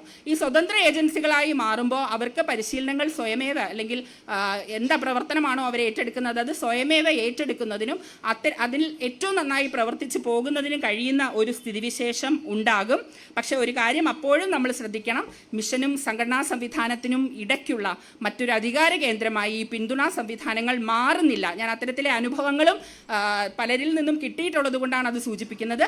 അവർ മറ്റൊരു അധികാര കേന്ദ്രമായി മാറാതിരിക്കുന്നതിനുള്ള ഒരു ശ്രദ്ധ കൂടി നമ്മൾ വയ്ക്കണം എന്നുള്ളതാണ്. പിന്നെ ഇപ്പോൾ ഡെപ്യൂട്ടേഷനിലാണെങ്കിലും അല്ലാതെയാണെങ്കിലും ഒരാൾ നമ്മുടെ സംവിധാനത്തിലേക്ക് കടന്നു വരുന്നത് ഒരു വകുപ്പിൽ നിന്നായിരിക്കും. അവരെ സംബന്ധിച്ചൊരു മിഷൻ്റെ പ്രവർത്തന രീതി എന്ന് പറയുന്നത് അറിയണമെന്നില്ല. അപ്പോൾ കുടുംബശ്രീയിലുള്ള വിഷയങ്ങൾ എന്താണെന്ന് പഠിപ്പിക്കുന്നതിനോടൊപ്പം തന്നെ എങ്ങനെയാണ് കുടുംബശ്രീ ഒരു മിഷൻ സംവിധാനമായി പ്രവർത്തിക്കുന്നത് എന്നുള്ള ആ പ്രവർത്തന രീതി കൂടി അവർക്ക് മനസ്സിലാക്കി കൊടുക്കുന്ന തരത്തിലുള്ള പരിശീലനങ്ങൾ ആവിഷ്കരിക്കണം. വിഷയം സംബന്ധിച്ച് കുറിച്ച് കൊണ്ടുവന്നെങ്കിലും എനിക്ക് മുന്നേ സംസാരിച്ചിട്ടുള്ളവർ പലത് സൂചിപ്പിച്ചതുകൊണ്ട് അത് ഞാൻ റിപ്പീറ്റ് ചെയ്യുന്നില്ല, കാരണം സമയം വളരെ കുറവാണ്. ബൈലോ പ്രകാരം ADS CDS സംവിധാനങ്ങൾക്ക് ഇൻറ്റേർണൽ ഓഡിറ്റിംഗ് സംവിധാനമുണ്ട്. പക്ഷേ ഒരിക്കൽ പോലും ഈ ഇൻറ്റേർണൽ ഓഡിറ്റേഴ്സിനെ നമ്മൾ പ്രയോജനപ്പെടുത്തിയതായി കാണുന്നില്ല.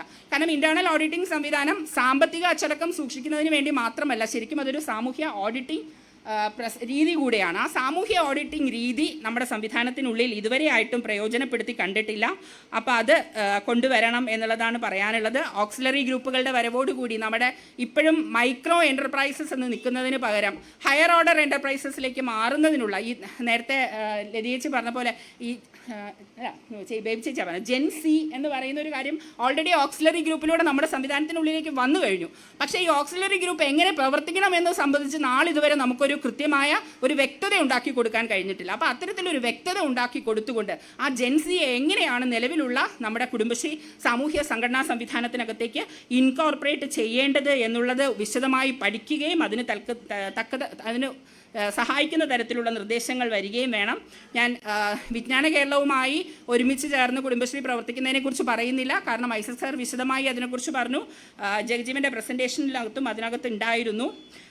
പ്രാദേശിക തലത്തിൽ ആ ഒരു കാര്യം കൂടി പറഞ്ഞുകൊണ്ട് ഞാൻ അവസാനിപ്പിക്കാം. പ്രാദേശിക തലത്തിലെ ആവശ്യങ്ങൾക്കനുസരിച്ച് പദ്ധതി ഉണ്ടായി വരികയും അത് ഫലപ്രദമായി നിർവഹിക്കുകയും ചെയ്യുക എന്നുള്ളതാണ് ഒരു സാമൂഹ്യ സംഘടനാ പ്രധാനപ്പെട്ട ലക്ഷ്യമെന്ന് പറയുന്നത്.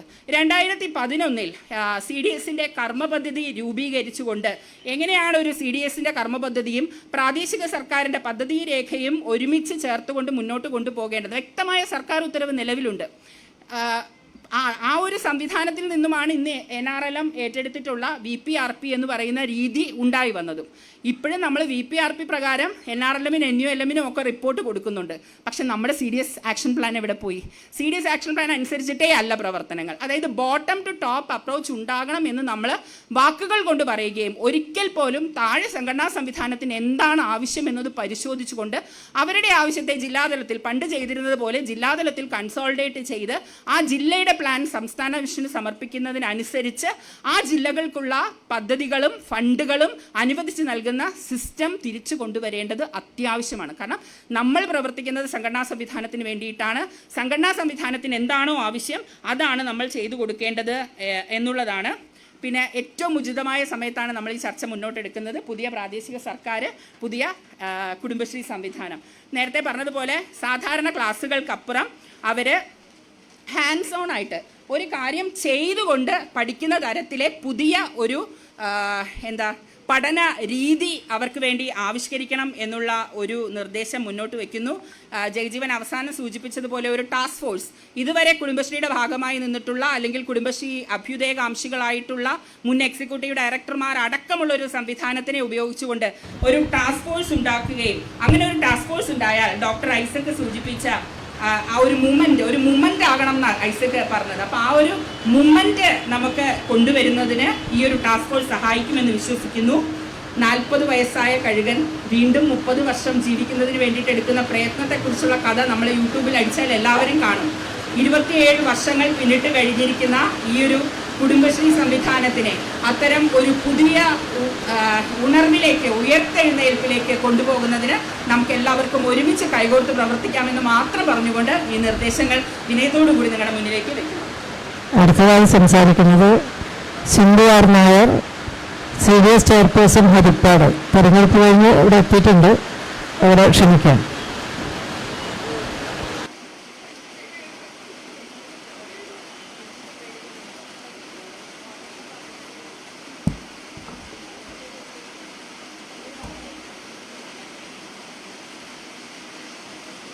വേദിയിലും സദസ്സിലും ഇരിക്കുന്ന വിശിഷ്ട വ്യക്തികൾക്ക് നമസ്കാരം. ഞാൻ ജയദീപ് സാറിനോട് പറയായിരുന്നു, കാരണം ഇത്രയും വലിയൊരു വിശിഷ്ട വ്യക്തികളുള്ള വേദിയിലേക്കാണ് എന്നെ ക്ഷണിച്ചതെന്ന് ഞാൻ ഇവിടെ വന്നതിന് ശേഷമാണ് അറിഞ്ഞത്. എനിക്ക് മുന്നേ സംസാരിച്ചവരൊക്കെ പറഞ്ഞ പോലൊരു വടിവുത്ത ഭാഷയിലല്ലേ അച്ചടി ഭാഷയിലൊന്നും സംസാരിക്കാൻ അറിയില്ല. കാരണം 4 വർഷം ആയിട്ടേ ഉള്ളൂ ഞാൻ കുടുംബശ്രീ സംവിധാനത്തിലോട്ട് എത്തിപ്പെട്ടത്. അതിലേക്ക് വന്നതിന് ആദ്യം കുടുംബശ്രീ അംഗമായി ആ ഒരു 2 വർഷത്തിന് ശേഷം തന്നെ CDS ചെയർപേഴ്സണാകാൻ ഭാഗ്യം ലഭിച്ചൊരു വ്യക്തിയാണ്. ആ CDS ചെയർപേഴ്സണായ ഒരു 4 വർഷക്കാലം മികച്ച രീതിയിൽ ഞാൻ പ്രതിനിധാനം ചെയ്യുന്ന CDS കൊണ്ടുപോയി എന്നൊരു വിശ്വാസം ഉണ്ടായതിൽ നിന്നാണ് അടുത്തൊരു CDS ചെയർപേഴ്സൺ സ്ഥാനത്തേക്ക് മത്സരിക്കാൻ പോയതും. മത്സരിച്ചു, ജയിച്ചു. ഇന്ന് സത്യപ്രതിജ്ഞയായിരുന്നു. അത് കഴിഞ്ഞ് ഞാൻ ഹരിപ്പാട് എത്താൻ താമസിച്ചത് കൊണ്ടാണ് ലേറ്റായത്. എന്നെ എല്ലാവരും ഇവിടെ നിന്ന് വിളിക്കുകയായിരുന്നു, കാരണം ഞാൻ 1:30ക്കാണ് അവിടെ നിന്ന് ഇറങ്ങിയത്. പിന്നെ ഹരിപ്പാട് നിന്ന് ഇവിടെ എത്തിയപ്പം 4:30 ആയി. പിന്നെ ഈ സ്ഥലം കണ്ടെത്താനും കുറച്ച് ലേറ്റായി. അപ്പം ആദ്യം തന്നെ ഞാൻ പറഞ്ഞു, അതായത് കുടുംബശ്രീ സംവിധാനം 28 വർഷം ആകുന്ന കുടുംബശ്രീ സംവിധാനത്തിൽ ഇനി എന്ത് എന്നുള്ളതാണ് ഇവിടെ ചർച്ച ചെയ്യപ്പെട്ടത്. അതിൽ ആദ്യം തോമസ് ഐസക് സാർ പറഞ്ഞവരെ കുടുംബശ്രീ സംവിധാനം ഒരു തൊഴിൽ ഏജൻസിയായിട്ട് മാറണം ഇനിയും എന്നാണ്. പക്ഷേ തൊഴിൽ ഏജൻസിയായിട്ട് മാറുമ്പം അയൽക്കൂട്ട തലത്തിൽ തൊഴിലുകൾ കണ്ടെത്തുക എന്നുള്ളതാണ്. നമ്മൾ വിജ്ഞാന കേരളം, വിജ്ഞാന ആലപ്പുഴ എന്നുള്ള ഒരു പ്രോജക്റ്റിലൂടെ എല്ലാ അയൽക്കൂട്ട തലത്തിൽ നിന്നും അല്ലെങ്കിൽ അവിടെയുള്ള ഒരു പ്രാദേശിക തൊഴിൽ ശേഖരിച്ച് നമ്മളെടുത്ത് അതിനുശേഷം തൊഴിൽ ദാതാക്കളെയും തൊഴിൽ വേണ്ടവരുടെയൊക്കെ മീറ്റിംഗ് സംഘടിപ്പിച്ച് നമ്മൾ തൊഴിൽ കണ്ടെത്തി കൊടുത്തു. പക്ഷെ അത് എത്ര ശതമാനം പ്രാവർത്തികമായി നമ്മൾ ആലോചിച്ച് പോകണം. കാരണം നമ്മൾ ഈസിലി ആക്സസിബിൾ ആയിട്ടുള്ള ജോലി കണ്ടെത്തി കൊടുത്തിട്ട് കാര്യമൊന്നുമില്ല. കാരണം ഒരു ഹരിപ്പാട് നഗരസഭാ പരിധിയിൽ കുറച്ച് കടകളുണ്ട്. നമ്മുടെ കമ്മ്യൂണിറ്റി സംവിധാനത്തിലുള്ള കമ്മ്യൂണിറ്റി അംബാസിഡറും ഇന്ത്യനും പോയി ആ കടയിലുള്ളൊരു ജോലി കണ്ടെത്തി. ആ കണ്ടെത്തിയ ജോലി നമ്മളൊരു കുടുംബശ്രീ അംഗത്ത് വാങ്ങിക്കൊടുക്കുന്നു. അതിന് വലിയ പ്രാധാന്യമൊന്നും ഉള്ളതായിട്ട് തോന്നുന്നില്ല. കാരണം അത് അവർ ചെന്നാലും മേടിക്കും. ആ ഒരു കടയിൽ ചെന്ന് ഈ കുടുംബശ്രീ അംഗം നേരിട്ട് ചോദിച്ചാലും അവർക്ക് ആ ജോലി ലഭിക്കും. അത് നമ്മൾ മേടിച്ച് കൊടുക്കണം എന്നുള്ളൊരു ചിന്തയില്ല. ആ ഒരു രീതിയിലാണ് ആ ഒരു രീതി മാറി അതിൽ നല്ല ജോലികൾ, അല്ലെങ്കിൽ ഇപ്പോൾ പറഞ്ഞു കുടുംബശ്രീ സംവിധാനത്തിൽ തന്നെ ഒരുപാട് ജോലി നമ്മൾ കൊടുക്കുന്നുണ്ട്, കോൺട്രാക്റ്റിൽ അല്ലെങ്കിൽ അല്ലാത്ത രീതിയിലൊക്കെ. ഈ കുടുംബശ്രീ സംവിധാനത്തിലോട്ട് വരുന്നത് നമ്മുടെ 25ാം വാർഷികത്തിൽ നമ്മളൊരു പേപ്പർ പ്രസൻറ്റ് ചെയ്തപ്പോൾ പറഞ്ഞതാണ്, കുടുംബശ്രീ സംവിധാനത്തിലുള്ള ഉദ്യോഗസ്ഥർ എല്ലാവരെയും അല്ല, ഒരു കുറച്ച് മാത്രം ഉദ്യോഗസ്ഥർ എത്രത്തോളം സ്നേഹത്തോടാണ് കുടുംബശ്രീ സംവിധാനത്തെ കാണുന്നത് എന്ന് നമ്മൾ ചിന്തിച്ച് നോക്കണം. കാരണം ഞങ്ങളുടെ ജില്ലയിലുള്ള BC-മാർ തന്നെ ഇരുന്നപ്പോൾ സംസാരിക്കുന്നത് ഞാൻ കേട്ടിട്ടുണ്ട്. ഞങ്ങൾ കുടുംബശ്രീ സംവിധാനത്തിലോട്ട് വന്നതിന് ശേഷമാണ് ഞങ്ങളുടെ ഭാവി പോയത്, ഞങ്ങൾക്ക് PSC പഠിക്കാൻ പറ്റാതെ പോയത്, ഞങ്ങൾക്ക് ഒരുപാട് ടാർഗറ്റ് തന്നതുകൊണ്ട് ഞങ്ങൾക്ക് PSC പഠിക്കാൻ കോച്ചിങ്ങിന് പോകാൻ പറ്റിയില്ല, അത് എഴുതിയെടുക്കാൻ പറ്റിയില്ല എന്നൊക്കെ BC-മാരും അക്കൗണ്ടന്റുമാരും ഒക്കെ പറയുന്നത്. ഇത് എൻ്റെ CDS-ലെ ആണെന്നോ എൻ്റെ ജില്ലയിലെ ആണെന്നോ ഇനി നാളെ പോയി പറയരുത് ആരും. ക്യാമറയിലൂടെ അത് കുഴപ്പമില്ല, ഞാൻ നേരത്തെ ഇത് പറഞ്ഞിട്ടുണ്ട്, ഞങ്ങളുടെ ജില്ലാ TRM-ൽ ഞാനിത് പറഞ്ഞിട്ടുണ്ട്. അപ്പം അത് ഞാൻ എൻ്റെ ചെവിയിൽ കേട്ടിട്ടുണ്ട്. അങ്ങനെയുള്ളവരെ വെച്ചുകൊണ്ട് പോകണോ എന്നൊന്ന് സ്റ്റേറ്റ് മിഷനോ അല്ലെങ്കിൽ അത് ജോലി കൊടുക്കുന്നവരോ ചിന്തിക്കണം. കാരണം ജോലിക്ക് ഇൻ്റർവ്യൂവിന് വരുമ്പോൾ തന്നെ പറയണം PSC കോച്ചിങ്ങിന് പോകാനാണോ കുടുംബശ്രീ സംവിധാനത്തിലേക്ക് വരുന്നത്, അതോ കുടുംബശ്രീ ചേച്ചിമാർക്ക് എന്തെങ്കിലും ചെയ്തു കൊടുക്കാൻ വേണ്ടിയാണോ എന്ന് ആദ്യമായിട്ടൊരു ക്വസ്റ്റ്യൻ ചോദിക്കണം. എന്നിട്ട് വേണം അവർക്ക് ആ ജോലി കൊടുക്കാൻ. BC-മാരെന്ന് ഞാൻ താഴെ തട്ടി പറഞ്ഞതേ ഉള്ളൂ, സ്റ്റേറ്റ് മിഷൻ പ്രോഗ്രാം മാനേജർമാർ ഉൾപ്പെടെ ഉള്ളവർ. എനിക്കറിയാവുന്നവർ അങ്ങനെയല്ല എങ്കിലും ഞാൻ പറയാണ്, അവർ ഉൾപ്പെടെ കുടുംബശ്രീ സംവിധാനത്തിനകത്ത് നമ്മൾ ജോലി കൊടുക്കുന്നതാണ് ഞാൻ ആദ്യം പറഞ്ഞത്. അവർ ആണ് താഴെ തട്ടി പോയി കുടുംബശ്രീ അംഗങ്ങൾക്ക് ജോലി മേടിച്ച് കൊടുക്കണമെന്ന് ഇപ്പോൾ ഇവിടെ പറഞ്ഞിട്ടുള്ളത്. അപ്പോൾ അവർക്ക് ആ ജോലി ഇഷ്ടമാണോ എന്ന് തിരക്കിയിട്ട് വേണം കുടുംബശ്രീ അംഗങ്ങൾക്ക് അല്ലെ 50% കുടുംബശ്രീ സ്ത്രീകൾക്ക് തൊഴിൽ നേടിക്കൊടുക്കാൻ പോകുമ്പം അവരെത്രമാത്രം അതിൽ ഇൻവോൾവ് ചെയ്യുമെന്ന് നമ്മൾ പരിശോധിച്ച് പോകണം. പിന്നീട് രണ്ടാമത് നമ്മുടെ സംസ്ഥാന സർക്കാരൊക്കെ ബജറ്റ് അവതരിപ്പിക്കുമ്പം സംസ്ഥാന മിഷൻ ടീം നമുക്ക് ഒരു പോസ്റ്ററൊക്കെ ചെയ്തു തരും. 200 കോടി 300 കോടി കുടുംബശ്രീക്ക് മാറ്റി വെച്ചിരിക്കുന്നുവെന്ന്. ഞങ്ങളത് ആവേശപൂർവ്വം താഴെ തട്ടിൽ അയൽക്കൂട്ടങ്ങളിൽ അല്ലെങ്കിൽ നമ്മളുടെ CDS വാട്സപ്പ് ഗ്രൂപ്പുകളിൽ അല്ലെങ്കിൽ നമ്മുടെ സ്റ്റാറ്റസുകൾ നമ്മുടെ ഫേസ്ബുക്ക് പേജുകളിലൊക്കെ ഇടും. അപ്പം നമ്മുടെ ചേച്ചിമാർ ചോദിക്കുന്നത്, ഇവരൊക്കെ പറഞ്ഞല്ല, നമ്മുടെ ചേച്ചിമാർ ചോദിക്കുന്ന ചോദ്യങ്ങളാണ് ഇവിടെ പറയുന്നത്. ആ ചോദ്യത്തിൽ ഒന്നുണ്ട്, ആ 200 കോടിയിൽ 1 രൂപ ഞങ്ങൾക്ക് ലഭ്യമായിട്ടുണ്ടോ എന്ന്. അവർ പറയുന്നൊരു കാര്യമുണ്ട്, അവർ വെക്കുന്ന ത്രിഫ്റ്റിനകത്തുനിന്ന് അവർ ആന്തരിക വായ്പ എടുക്കുന്നു, അവർ വെക്കുന്ന ആന്തരിക വായ്പയുടെ പലിശയിൽ നിന്ന് അവർ ഓണത്തിന് ലാഭം വീതിച്ചെടുക്കുന്നു. രണ്ടാമത് ലിങ്കേജ് ലോൺ അവരുടെ ഇതിന് കൊടുത്ത് നമ്മുടെ കത്തുണ്ട് എങ്കിൽ പോലും അവർ മേടിക്കുന്നു, പലിശ സഹിതം അവർ തിരിച്ചടയ്ക്കുന്നു. ഇതിൽ ആ സർക്കാർ കൊടുത്ത 200 കോടി എവിടെ പോയി എന്നൊരു ചോദ്യം എങ്ങനെ ആ അയൽക്കൂട്ട തലത്തിലെ അംഗങ്ങൾക്ക് ലഭ്യമായി, അല്ല ഞങ്ങൾക്ക് വെച്ച 200 കോടി 300 കോടി എന്ത് എന്നൊരു ചോദ്യം വരുന്നുണ്ട്. അത് നമ്മൾക്കറിയാം, CDS ചെയർപേഴ്സന്മാർക്ക് വരെ അറിയാമായിരിക്കും എങ്ങനെ അത് സംഭവിക്കുന്നുള്ളത്, അല്ലെ ട്രെയിനിങ്ങുകൾ അല്ലെ അങ്ങനെയുള്ള കാര്യങ്ങൾക്ക് തരുന്നു എന്നുള്ളത്. പക്ഷെ അത് അയൽക്കൂട്ട തലത്തിലേക്ക് അതെന്ത് ചെയ്തു അല്ലെ എങ്ങനെ വന്നു എന്നൊന്നും അവർക്ക് മനസ്സിലാക്കാതെ പോകുന്നുണ്ട്. അതൊന്ന് സ്റ്റേറ്റ് മിഷനും അല്ലെങ്കിൽ കുടുംബശ്രീ ഭാവിയെക്കുറിച്ച് ചിന്തിച്ച് നമ്മൾ എഴുതുമ്പോൾ അല്ലെങ്കിൽ അത് ആ ഒരു മൊഡ്യൂൾ തയ്യാറാക്കുമ്പം അതും കൂടെ അതിന് കുടുംബശ്രീ അംഗങ്ങളെ എങ്ങനെ ബോധവൽക്കരിക്കാം, ആ ഒരു ക്വസ്റ്റ്യനിൽ നിന്ന് CDS ചെയർപേഴ്സന്മാരുടെ വിഷമങ്ങളാണ് പറയുന്നത്. ആ ഒരു ചോദ്യം എങ്ങനെ താഴെത്തട്ടിൽ നിന്ന് വരുമ്പോൾ നമ്മളെങ്ങനെ മറുപടി പറയണം എന്നുള്ളത്. പിന്നെ ഹേമലത പറഞ്ഞ പോലെ PRM-ന് പോകുമ്പോൾ CDS ചെയർപേഴ്സന്മാരുടെ പേടി അത് ഒരു പരിധിവരെ സത്യമാണ്. കാരണം PRM-ന് ചെല്ലുമ്പം BC-മാരോടോ അക്കൗണ്ടന്റുമാരോടോ അല്ലെങ്കിൽ BPM-മാരോടോ അല്ല ഒരു പ്രോഗ്രാം ചെയ്തോന്നോ അല്ല അത് ചെയ്തില്ലയോ എന്നോ ചോദിക്കുന്നത്. ഞങ്ങളുടെ ജില്ലയിൽ ഒരു 20% പേര് സർക്കുലർ വായിച്ച് അല്ലെങ്കിൽ ഒരു അക്കൗണ്ടന്റുമാർ സർക്കുലർ വരുമ്പോൾ ചെയർപേഴ്സന്മാർക്ക് എടുത്തു കൊടുക്കും. ആ ചെയർപേഴ്സന്മാർ വായിച്ച് ചെയ്യുന്നവരുണ്ട്. ബാക്കി ചില അക്കൗണ്ടന്റുമാർ ചെയർപേഴ്സന്മാർക്ക് ആ സർക്കുലർ എടുത്തു കൊടുക്കാറില്ല. PRM-ന് വരുമ്പോഴായിരിക്കും ആ സർക്കുലർ കാണുന്നത് തന്നെ. ആ ചെയർപേഴ്സൺ പറയുന്നത് ഇങ്ങനൊരു പ്രോഗ്രാം നടക്കണോ എന്നുള്ളത് അറിയുന്നത് തന്നെ PRM-ന് ചെല്ലുമ്പോഴായിരിക്കും. ചിലർക്ക് എല്ലാവരും വാട്സപ്പ് ഉപയോഗിക്കാൻ അറിയാവുന്ന CDS ചെയർപേഴ്സന്മാരൊന്നും ആയിരിക്കില്ല. അപ്പം DMC ഒരു വാട്സപ്പ് ഗ്രൂപ്പിലിട്ടെന്നും പറഞ്ഞത് ആ ഒരു PDF-ഉം തുറന്നു നോക്കാനോ അല്ലെങ്കിൽ വരുന്നത് എല്ലാം എപ്പോഴും അപ്ഡേറ്റ് ചെയ്തിരിക്കുന്ന ചെയർപേഴ്സന്മാരൊന്നും ആയിരിക്കില്ല. അപ്പം ഇത് താഴെ തട്ടിൽ എല്ലായിടത്തും ഒന്നും എത്തുന്നില്ല, കുറച്ച് മാത്രമാണ്. കാരണം ജോലി ചെയ്യും എന്നുറപ്പുള്ള BC-മാരോ അക്കൗണ്ടന്റുമാരോ ഉള്ള CDSE മാത്രമാണ് ഇത് താഴെ തട്ടിൽ വരെ എത്തുന്നത്. അത് താഴെ തട്ടിൽ വരെ മുഴുവൻ CDSയിലും കേരളത്തിലെ മുഴുവൻ CDSയിലും ഉള്ള അയൽക്കൂട്ട അംഗങ്ങൾക്ക് വരെ ഇവിടുന്ന് സ്റ്റേറ്റ് മിഷനിലെ ജില്ലാ മിഷൻ പറയുന്ന പ്രോഗ്രാമുകൾ എത്തുന്നുണ്ടോ എന്നൊരു ഉറപ്പ് എല്ലാവരും എല്ലാ സെക്ഷനും ഇതാക്കിയാൽ. ഇപ്പം കേട്ടാപ്പ് പറഞ്ഞു, നമ്മൾ ആവേശപൂർവ്വം കേട്ടാപ്പ് സാർ പറഞ്ഞ പോലെ ഓക്സിലറി ഗ്രൂപ്പ് ഞങ്ങളുടെ CDSയിൽ മികച്ച രീതിയിൽ പ്രവർത്തിക്കുന്ന ഓക്സിലറി ഗ്രൂപ്പ് ഉള്ളൊരു CDS ആണ് ഹരിപ്പാട് CDS. അത് ഓക്സിലറി ഗ്രൂപ്പ് രൂപീകരിച്ച അന്ന് മുതൽ ഇന്ന് വരെ മികച്ച രീതിയിൽ തന്നെ പ്രവർത്തിക്കുന്ന ഉള്ളതാണ്. അപ്പോൾ കേട്ടാപ്പൊക്കെ നമ്മൾ ആവേശപൂർവ്വം കേട്ട് അത് പരിശീലനമൊക്കെ നൽകി. പക്ഷേ ആ പരിശീലനം നൽകി അവിടെ നിൽക്കുകയാണ്. ആ സംരംഭം തുടങ്ങാനോ അല്ലെ സംരംഭം തുടങ്ങാൻ അവർക്ക് എന്ത് ചെയ്യാവുന്നോ ബാക്കിയുള്ള പരിശീലനമോ ഒന്നും തന്നെ ഇല്ല. എല്ലാ പരിശീലനങ്ങളും പകുതി വരെ ഉള്ളൂ. CDS ചെയർപേഴ്സന്മാർക്ക് പരിശീലനം കൊടുത്താൽ മുഴുവനായിട്ട് ഇനിയുള്ള ഇപ്പം പറഞ്ഞു അടുത്ത ഭരണസമിതി തദ്ദേശ ഭരണ സ്ഥാപനത്തിലും കുടുംബശ്രീയിലും കയറിയിരിക്കുകയാണ്. അപ്പം ഒരുമിച്ചുള്ളൊരു പരിശീലനങ്ങൾ അല്ലെങ്കിൽ കുടുംബശ്രീ താഴെ തട്ടിൽ വരെ അയൽക്കൂട്ട അംഗങ്ങൾക്ക് വരെ പ്രയോജനം ചെയ്യുന്ന രീതിയിലുള്ള പരിശീലനങ്ങൾ, അല്ലാതെ ചുമ്മാതെ CDS ചെയർപേഴ്സന്മാർക്ക് മൊഡ്യൂൾ പറഞ്ഞു കൊടുത്തു അല്ലെങ്കിൽ ബൈലോ കുറച്ച് പറഞ്ഞു കൊടുത്തു, ADS അംഗങ്ങൾക്ക് അവർ എന്ന് പറഞ്ഞു കൊടുത്തു, താഴെ തട്ടിൽ അയൽക്കൂട്ടങ്ങൾക്ക് അങ്ങനല്ലാതെ കുറച്ച് വേണം എന്ന് വിചാരിക്കുന്ന കൃത്യമായിട്ട് താഴെ തട്ടിൽ വരെ പോകുമെന്ന് ഉറപ്പുള്ള കൊണ്ടുപോകുന്ന താല്പര്യമുള്ളവർക്ക് ക്ലാസ് എടുത്ത് കൊടുത്താൽ നല്ലതായിരിക്കും. പരിശീലനം ഇനിയിപ്പം തുടങ്ങുമല്ലോ, CDS ചെയർപേഴ്സന്മാർക്ക് തൊട്ട് പരിശീലനം തുടങ്ങും. ആ പരിശീലനങ്ങൾ കുറച്ചുകൂടെ കുറച്ച് കുടുംബശ്രീ അംഗങ്ങൾക്ക് എന്തെങ്കിലും ചെയ്യാൻ പറ്റുന്ന രീതിയിലുള്ള ഒരു പ്രോഗ്രാമുകൾ ഇനി കണ്ടക്ട് ചെയ്താൽ നല്ലതായിരിക്കും. പിന്നീട് പറഞ്ഞു 25 വർഷം പ്രവർത്തന പരിചയമുള്ള ആൾക്കാരെയും കൂടെ കൂട്ടിച്ചേർത്തുകൊണ്ട് കുടുംബശ്രീ സംവിധാനത്തെ മുന്നോട്ട് കൊണ്ടുപോകാൻ പറ്റണമെന്ന് പറഞ്ഞു. അതൊരു ശരിയാണ്. പക്ഷേ അതിൻ്റെ വിമർശനം പറയാമോ എന്നറിയില്ല, പറയാമല്ലോ. 25 വർഷം പ്രവർത്തിച്ച ആൾക്കാർ കാണും. ഇപ്പം നിങ്ങളിപ്പോൾ ചോദിക്കാൻ പോകുന്നത് സ്റ്റേറ്റ് മിഷൻ ചോദിക്കാൻ പോകുന്നത് 25 വർഷം പ്രവർത്തന പരിചയമുള്ള കുടുംബശ്രീ അംഗങ്ങൾ അല്ലെങ്കിൽ മുൻ CDS ചെയർപേഴ്സന്മാരെന്ന് ചോദിക്കും. അപ്പം BC-മാർക്കായിരിക്കും ടാർഗറ്റ് കൊടുക്കുന്നത് ചോദിക്കാൻ വേണ്ടിയിട്ട് ഓരോ CDSന് ആരൊക്കെ ഉണ്ട് എന്നുള്ളത്. BC-മാർ വന്ന് അക്കൗണ്ടന്റുമാരോട് ചോദിക്കും.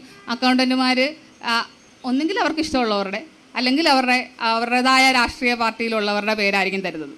അല്ലാതെ ഇത് താഴെ അവിടുന്ന് വന്ന് ക്ലാസ് കേട്ട് താഴോട്ട് എത്തിക്കാൻ പറ്റും എന്നുള്ള ഉറപ്പുള്ള സംസാരിക്കാൻ അല്ലെ ചേച്ചിമാരോട് സംസാരിക്കുന്ന രീതിയിൽ വന്ന് സംസാരിച്ച് കാര്യങ്ങൾ പറയാൻ പറ്റിയ ആൾക്കാരെ ആയിരിക്കുമെന്നൊരു ഉറപ്പ് സ്റ്റേറ്റ് മിഷന് നൽകാൻ പറ്റുമോ? ആദ്യം അതൊന്ന് ചിന്തിച്ചു പോകണം.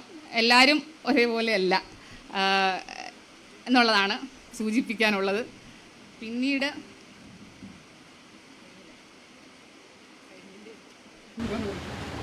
ടാർഗറ്റ്, ഇത് പറഞ്ഞ പോലെ ടാർഗറ്റ് അച്ചീവ് ചെയ്യുക എന്നുള്ള ഒരു ഇത് മാത്രമാണ് പി സിമാരും അക്കൗണ്ടന്റുമാരും അല്ലെങ്കിൽ CDS ചെയർപേഴ്സന്മാരും ചെയ്യുന്നത്.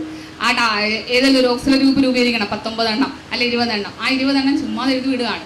ഈ ടാർഗറ്റ് അല്ലാതെ വേണ്ടവർക്ക് മാത്രം കൊടുക്കുന്ന രീതിയിലുള്ള ഒരു പ്രവർത്തനവും കൂടെ മുന്നോട്ട് കൊണ്ടുപോകാൻ ശ്രമിക്കണം. വേണ്ടവർ മാത്രം പോയി ഇതിൻ്റെ ടാർഗറ്റ് ഒരു CDSൽ അത്. പക്ഷേ ടാർഗറ്റ് എന്ന് പറയുമ്പം സ്റ്റേറ്റ് മിഷനും ജില്ലാ മിഷനും ഉദ്ദേശിക്കുന്നത് താഴെ വരെ എത്തിക്കോട്ടെ എന്ന് വെച്ചായിരിക്കും. ഇത് താഴെ വരെ ഒന്നും എത്തുന്നൊന്നുമില്ല.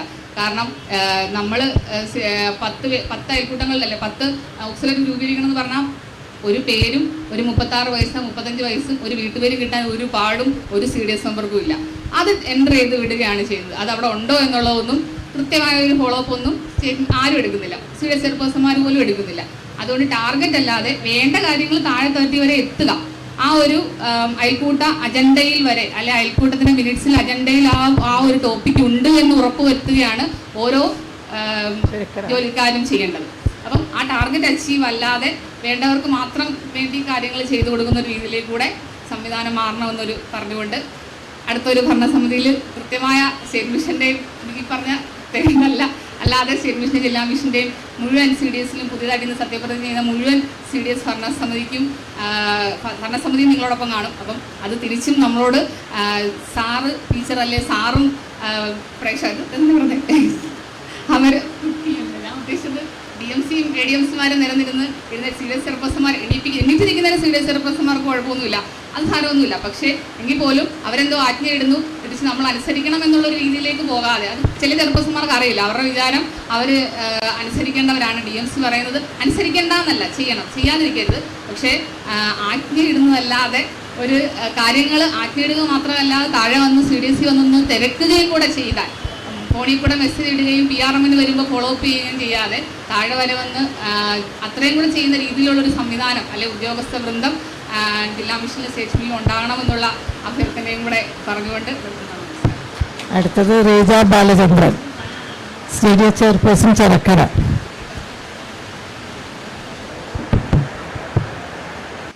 എല്ലാവർക്കും നമസ്കാരം. എൻ്റെ പേര് റീജ ബാലചന്ദ്രൻ, കൊല്ലം ജില്ലയിലെ ചെറക്കര ഗ്രാമപഞ്ചായത്ത് CDS ചെയർപേഴ്സണാണ്. ഞാൻ ശരിക്കും പറഞ്ഞാൽ ഒരു കുടുംബശ്രീയുടെ പ്രോഡക്റ്റ് തന്നെയാണ്. 2005 കുടുംബശ്രീ ഒരു അയൽക്കൂട്ട അംഗമായി ഒരു AD സെക്രട്ടറിയായി വന്നതിന് ശേഷം, കാരണം എൻ്റെ കുടുംബം ഒരു യാഥാസ്ഥ്യ കുടുംബമാണ്, പുറത്തോട്ടിറങ്ങാനോ അല്ലെങ്കിൽ വലിയ രീതിയിൽ ഒരു പ്രവർത്തനത്തിനോ സമൂഹത്തിലേക്ക് ഇടപെടാനോ പറ്റുന്നൊരു സാഹചര്യമുള്ള കുടുംബമായിരുന്നില്ല. അപ്പോൾ കുടുംബശ്രീയിലൂടെ വന്നു. ഓരോ തട്ടുകളും എന്ന് വെച്ചാൽ കുടുംബശ്രീ സെക്രട്ടറി, പ്രസിഡന്റ്, CDS അങ്ങനെ വന്നു. ഒരു വാർഡ് മെമ്പറാവാൻ കഴിഞ്ഞു. അതോടൊപ്പം തന്നെ കഴിഞ്ഞ ടൈം CDS ചെയർപേഴ്സണായി. ഇപ്പോൾ ഇന്ന് സത്യപ്രതിജ്ഞ ചെയ്തിട്ടാണ് വന്നിരിക്കുന്നത്. അതെല്ലാം എൻ്റെ കുടുംബശ്രീയിലൂടെ എനിക്ക് കിട്ടിയ നേട്ടമായി കരുതുന്നു. അത്രയും പ്രാധാന്യം നമ്മുടെ കുടുംബശ്രീയിൽ നിന്ന് സ്ത്രീകൾക്ക് ലഭിക്കുന്നുണ്ട്. നമുക്കിപ്പോൾ 27 വർഷത്തിന് ശേഷം കുടുംബശ്രീ ഇനി എന്ത്, അതൊരു വലിയ ക്വസ്റ്റ്യനാണ്. ഇനി നമ്മൾ എന്ത് ചെയ്യണം? നമ്മളിവിടെ സ്റ്റോപ്പായി നിൽക്കുന്ന ഒരു ബാലൻസ് കേട് നമുക്ക് തോന്നുന്നുണ്ട്.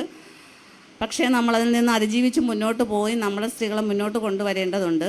25 വർഷങ്ങൾക്കപ്പുറം നമ്മൾ വീടുകളിൽ ഇരിക്കുകയും നമുക്ക് സ്ത്രീകൾക്ക് സാമ്പത്തിക ശാക്തീകരണമോ സ്ത്രീ ശാക്തീകരണമോ ഇല്ലാതെ വീട്ടിൽ തന്നെ സ്വയം അവർ വിചാരിക്കുന്നത് ഞങ്ങൾ വീട്ടിനകത്ത് ഇരിക്കേണ്ട ആളാണ്.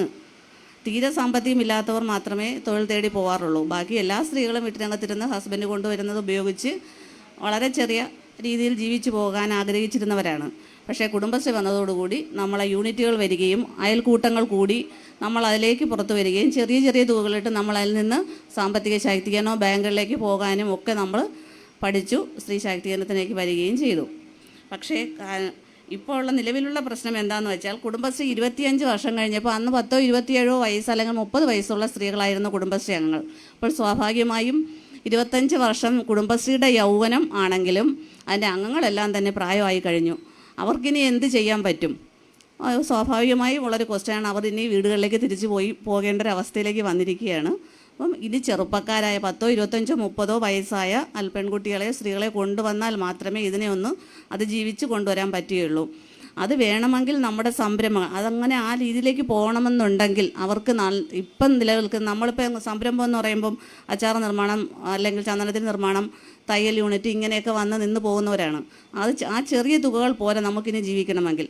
അപ്പോൾ സ്ത്രീകൾ ആ പെൺകുട്ടികൾ വരണമെങ്കിൽ അവർക്ക് നല്ലൊരു വരുമാനം അവിടെ നിന്ന് കുടുംബശ്രീയിൽ നിന്ന് ലഭിക്കാനുള്ളൊരു സൗകര്യം നമ്മൾ ഉണ്ടാക്കി കൊടുക്കേണ്ടതുണ്ട്.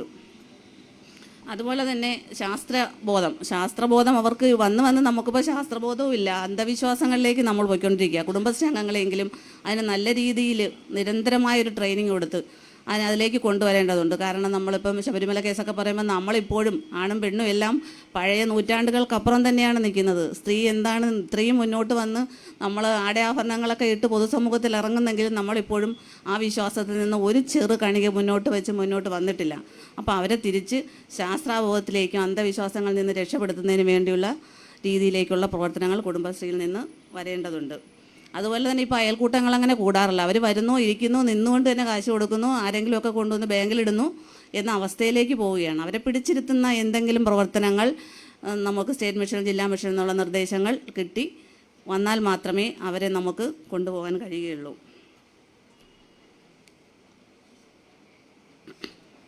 അതുപോലെ തന്നെ ഏകദേശം എല്ലാ കാര്യങ്ങളും തന്നെ ഹേമലത മാഡം ഉൾപ്പെടെയുള്ളവർ നമ്മളിപ്പോൾ CDS ചെയർപേഴ്സൺ ഉൾപ്പെടെയുള്ളവരൊക്കെ പറഞ്ഞു, നമ്മുടെ സിസ്റ്റത്തെക്കുറിച്ചും പറഞ്ഞു. ഞാൻ കൊല്ലം ജില്ലാ മിഷൻ ടെൻഡറിലുള്ള ചെയർപേഴ്സണാണ്. അപ്പോൾ സ്വാഭാവികമായും അവിടെ നമ്മളുടെ നിർദ്ദേശങ്ങൾ തരുന്നത് സ്റ്റേറ്റ് മിഷൻ്റെ നിർദ്ദേശങ്ങൾക്കനുസരിച്ച് നമ്മളോട് അവർ പറയാറുണ്ട്, നമ്മളത് ചെയ്യണം. BC-മാർ നിർദ്ദേശിക്കുന്നു. BC-മാർക്ക് 1-2 പഞ്ചായത്തുകളല്ല, അവർ 5 പഞ്ചായത്തിലൊക്കെ പോയി വരുമ്പോൾ തീർച്ചയായിട്ടും ഭാരം ഉണ്ടാവും. അവർ നമ്മളോട് ആ രീതിയിൽ പറയും, നമ്മളത് ചെയ്യേണ്ടി വരും.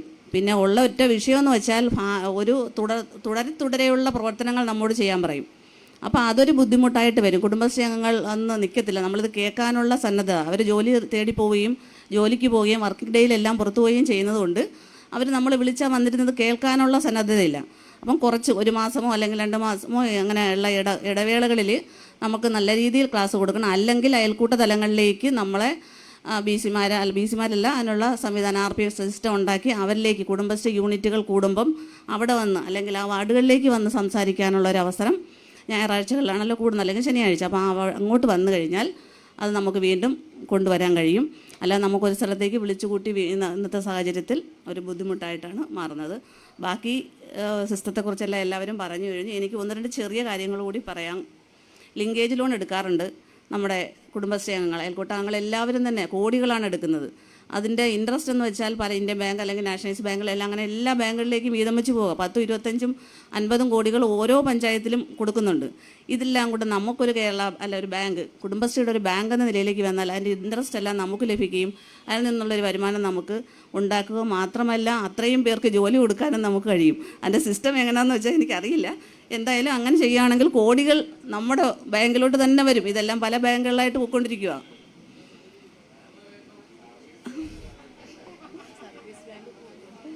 സർവീസ് സഹകരണ ബാങ്ക് ഇതേപോലെയൊക്കെ വളർന്നു വന്നതല്ലേ. നമ്മൾ തേങ്ങ പറക്കിയിട്ട് കൂട്ടിയ ബാങ്ക് എന്നല്ലേ നമ്മൾ പറയുന്നത്. നമ്മുടെ ഉൽപ്പന്നങ്ങൾ കൊടുത്ത് അപ്പം നമ്മളതിൽ അത് കുഴപ്പമില്ല നമ്മൾ. പക്ഷേ അല്ല, കോപ്പറേറ്റീവ് ബാങ്കുകളിലൊന്നും നമ്മുടെ പൈസ ഇടാറില്ല, നമ്മൾ ലോൺ എടുക്കാറില്ല. നാഷണലൈസ് ബാങ്കിൽ നിന്നാണ് എടുക്കുന്നത്. എന്തിനാ?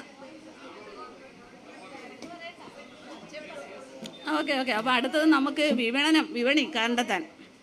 വിപണി എന്ന് പറയുമ്പോഴത്തേക്ക് ഉൽപ്പന്നങ്ങൾ നമ്മൾ ഒരുപാട് ഉണ്ടാക്കുന്നുണ്ട്. വിപണി കണ്ടെത്താൻ വലിയ പാടാണ്. ഓൺലൈൻ വിപണിയൊക്കെ ഇപ്പോൾ ഉണ്ടെങ്കിലും നമുക്ക് വിപണനം വലിയ ബുദ്ധിമുട്ടാണ്. അതിന് വേണ്ടുന്നത് താഴെത്തട്ടിലേക്ക് വന്ന് നമ്മളൊരു BC-മാരെല്ലാം അങ്ങനെ MEC-മാർ ഉൾപ്പെടെയുള്ളവർ വന്ന് അതിൻ്റെക്ക് നല്ല രീതിയിൽ ക്വാളിറ്റി ഉൽപ്പന്നങ്ങൾ ഉണ്ടാക്കുന്നതിന് നമ്മുടെ നടപടികൾ സ്വീകരിച്ചാൽ അങ്ങനെ നമുക്ക് ആളുകളെ, നമ്മുടെ സ്ത്രീകളെ കൂട്ടാൻ പറ്റും. അതേപോലെ ജെൻഡർ അധിഷ്ഠിതമായ സംരംഭങ്ങൾ അത് തുടങ്ങണം എന്നുള്ളതുണ്ട്. അതിൽ കൃഷിയും ടൂറിസവും ഭക്ഷ്യ സംസ്കരണം എന്നീ മേഖലകളിൽ നമുക്ക് ഒരുപാട് മുന്നോട്ട് പോകാൻ കഴിയും. ടൂറിസവുമായിട്ട് ബന്ധപ്പെട്ട് തന്നെ സ്ത്രീകൾക്കും നമ്മുടെ പഞ്ചായത്തിൽ കയാക്കിംഗ് സെൻറ്ററുകളൊക്കെ ഉണ്ട്. അപ്പോൾ അവിടെ ആ ടൂറിസവും ഒക്കെ ആയിട്ട് നമുക്കത് ചെയ്യാൻ കഴിയും. അതിന് വേണ്ടുന്ന ടൂറിസം സെൻറ്ററിൽ പോയി അന്വേഷിക്കാനാണ് പറയുന്നത്. നമുക്ക് അങ്ങനെ ഒരു സംരംഭം ഉണ്ടാക്കിയെടുക്കണമെങ്കിൽ നമുക്ക് നേരിട്ടൊന്നും ചെയ്യാൻ കഴിയുന്നില്ല. ഞാനൊന്ന് ശ്രമിച്ചു നോക്കിയതാണ് എൻ്റെ പഞ്ചായത്തിൽ. അപ്പം ആ ടൂറിസം മേഖലയിലേക്ക് പോകാനുള്ള നടപടിയിലേക്ക് പോകണമെന്നുള്ളതാണ്. പിന്നെ വയോജനങ്ങൾ, നമ്മളിപ്പോൾ ഈ പറഞ്ഞ കുടുംബശ്രീ അംഗങ്ങളെല്ലാം പ്രായം കഴിഞ്ഞ് നിൽക്കുന്നവരാണ്. വയോജനങ്ങളെ സംരക്ഷിക്കുന്നതിന് വേണ്ടി ഇപ്പോൾ പകൽ വീടുകളൊക്കെ എല്ലാ പഞ്ചായത്തുകളിലും ഉണ്ടെങ്കിലും നമ്മുടെ കുടുംബശ്രീ മേഖലയിൽ വെച്ചും കൊണ്ട് അങ്ങനെയുള്ള വയോജനങ്ങളെ സംരക്ഷിക്കുന്നതിന് വേണ്ടി കുടുംബശ്രീ അംഗങ്ങൾ വെച്ച് ഒരു കുടുംബശ്രീയുടെ ഈ പകൽ വീട് പോലുള്ള സംവിധാനം, പകൽ വീടോ നൈറ്റായാലും പ്രശ്നമില്ല, അവരെ സംരക്ഷിക്കാനുള്ളൊരു സംവിധാനത്തിലേക്ക് പോകണം എന്നുള്ളതാണ്. പിന്നെ നൂതന സാങ്കേതിക വിദ്യ ഉപയോഗിച്ചുള്ള ഉൽപ്പന്നങ്ങൾ ഉണ്ടാക്കുക. നൂതന സാങ്കേതിക വിദ്യ നിർബന്ധിതമായും ഓരോ ചെറുപ്പക്കാരായ അയൽക്കൂട്ട അംഗങ്ങളെ പഠിപ്പിച്ചാലേ പറ്റൂ. അവരെ നിർബന്ധിച്ച് പഠിപ്പിച്ചാലേ ആദ്യം അവർ വരത്തില്ല. അങ്ങനെയാണെങ്കിൽ മാത്രമേ ഇതിൽ നിന്ന് വരുമാനം ഉണ്ടായാൽ മാത്രമേ സ്ത്രീകൾ നമ്മളോടൊപ്പം നിൽക്കൂ. പിന്നെ കെയർ ട്രെയിനിങ് നിലവിലുണ്ട്, സാന്ത്വനമിത്ര നിലവിലുണ്ട്. ഇതൊക്കെയുണ്ട് നമ്മളെ രോഗികളെ ശുശ്രൂഷിക്കുന്നതിന് വേണ്ടി.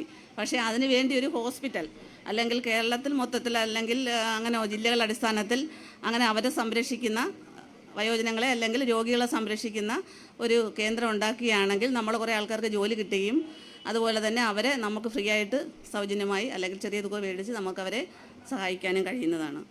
അതുപോലെ കുടുംബശ്രീ ഉൽപ്പന്നങ്ങൾക്ക് പൊതുവിതരണ കേന്ദ്രം, നമ്മുടെ റേഷൻ കട പോലുള്ള പൊതുവിതരണ കേന്ദ്രം ഒന്ന് നോക്കിയാൽ അങ്ങനെ നമുക്ക് അവരെ തിരിച്ച് വിളിച്ച് നമ്മുടെ കുടുംബശ്രീയിലെ ഒരു നല്ല നിലയിൽ എത്തിക്കാൻ കഴിയുമെന്ന് മാത്രം പറഞ്ഞുകൊണ്ട് ഞാൻ എൻ്റെ വാക്കുകൾ നിർത്തുന്നു.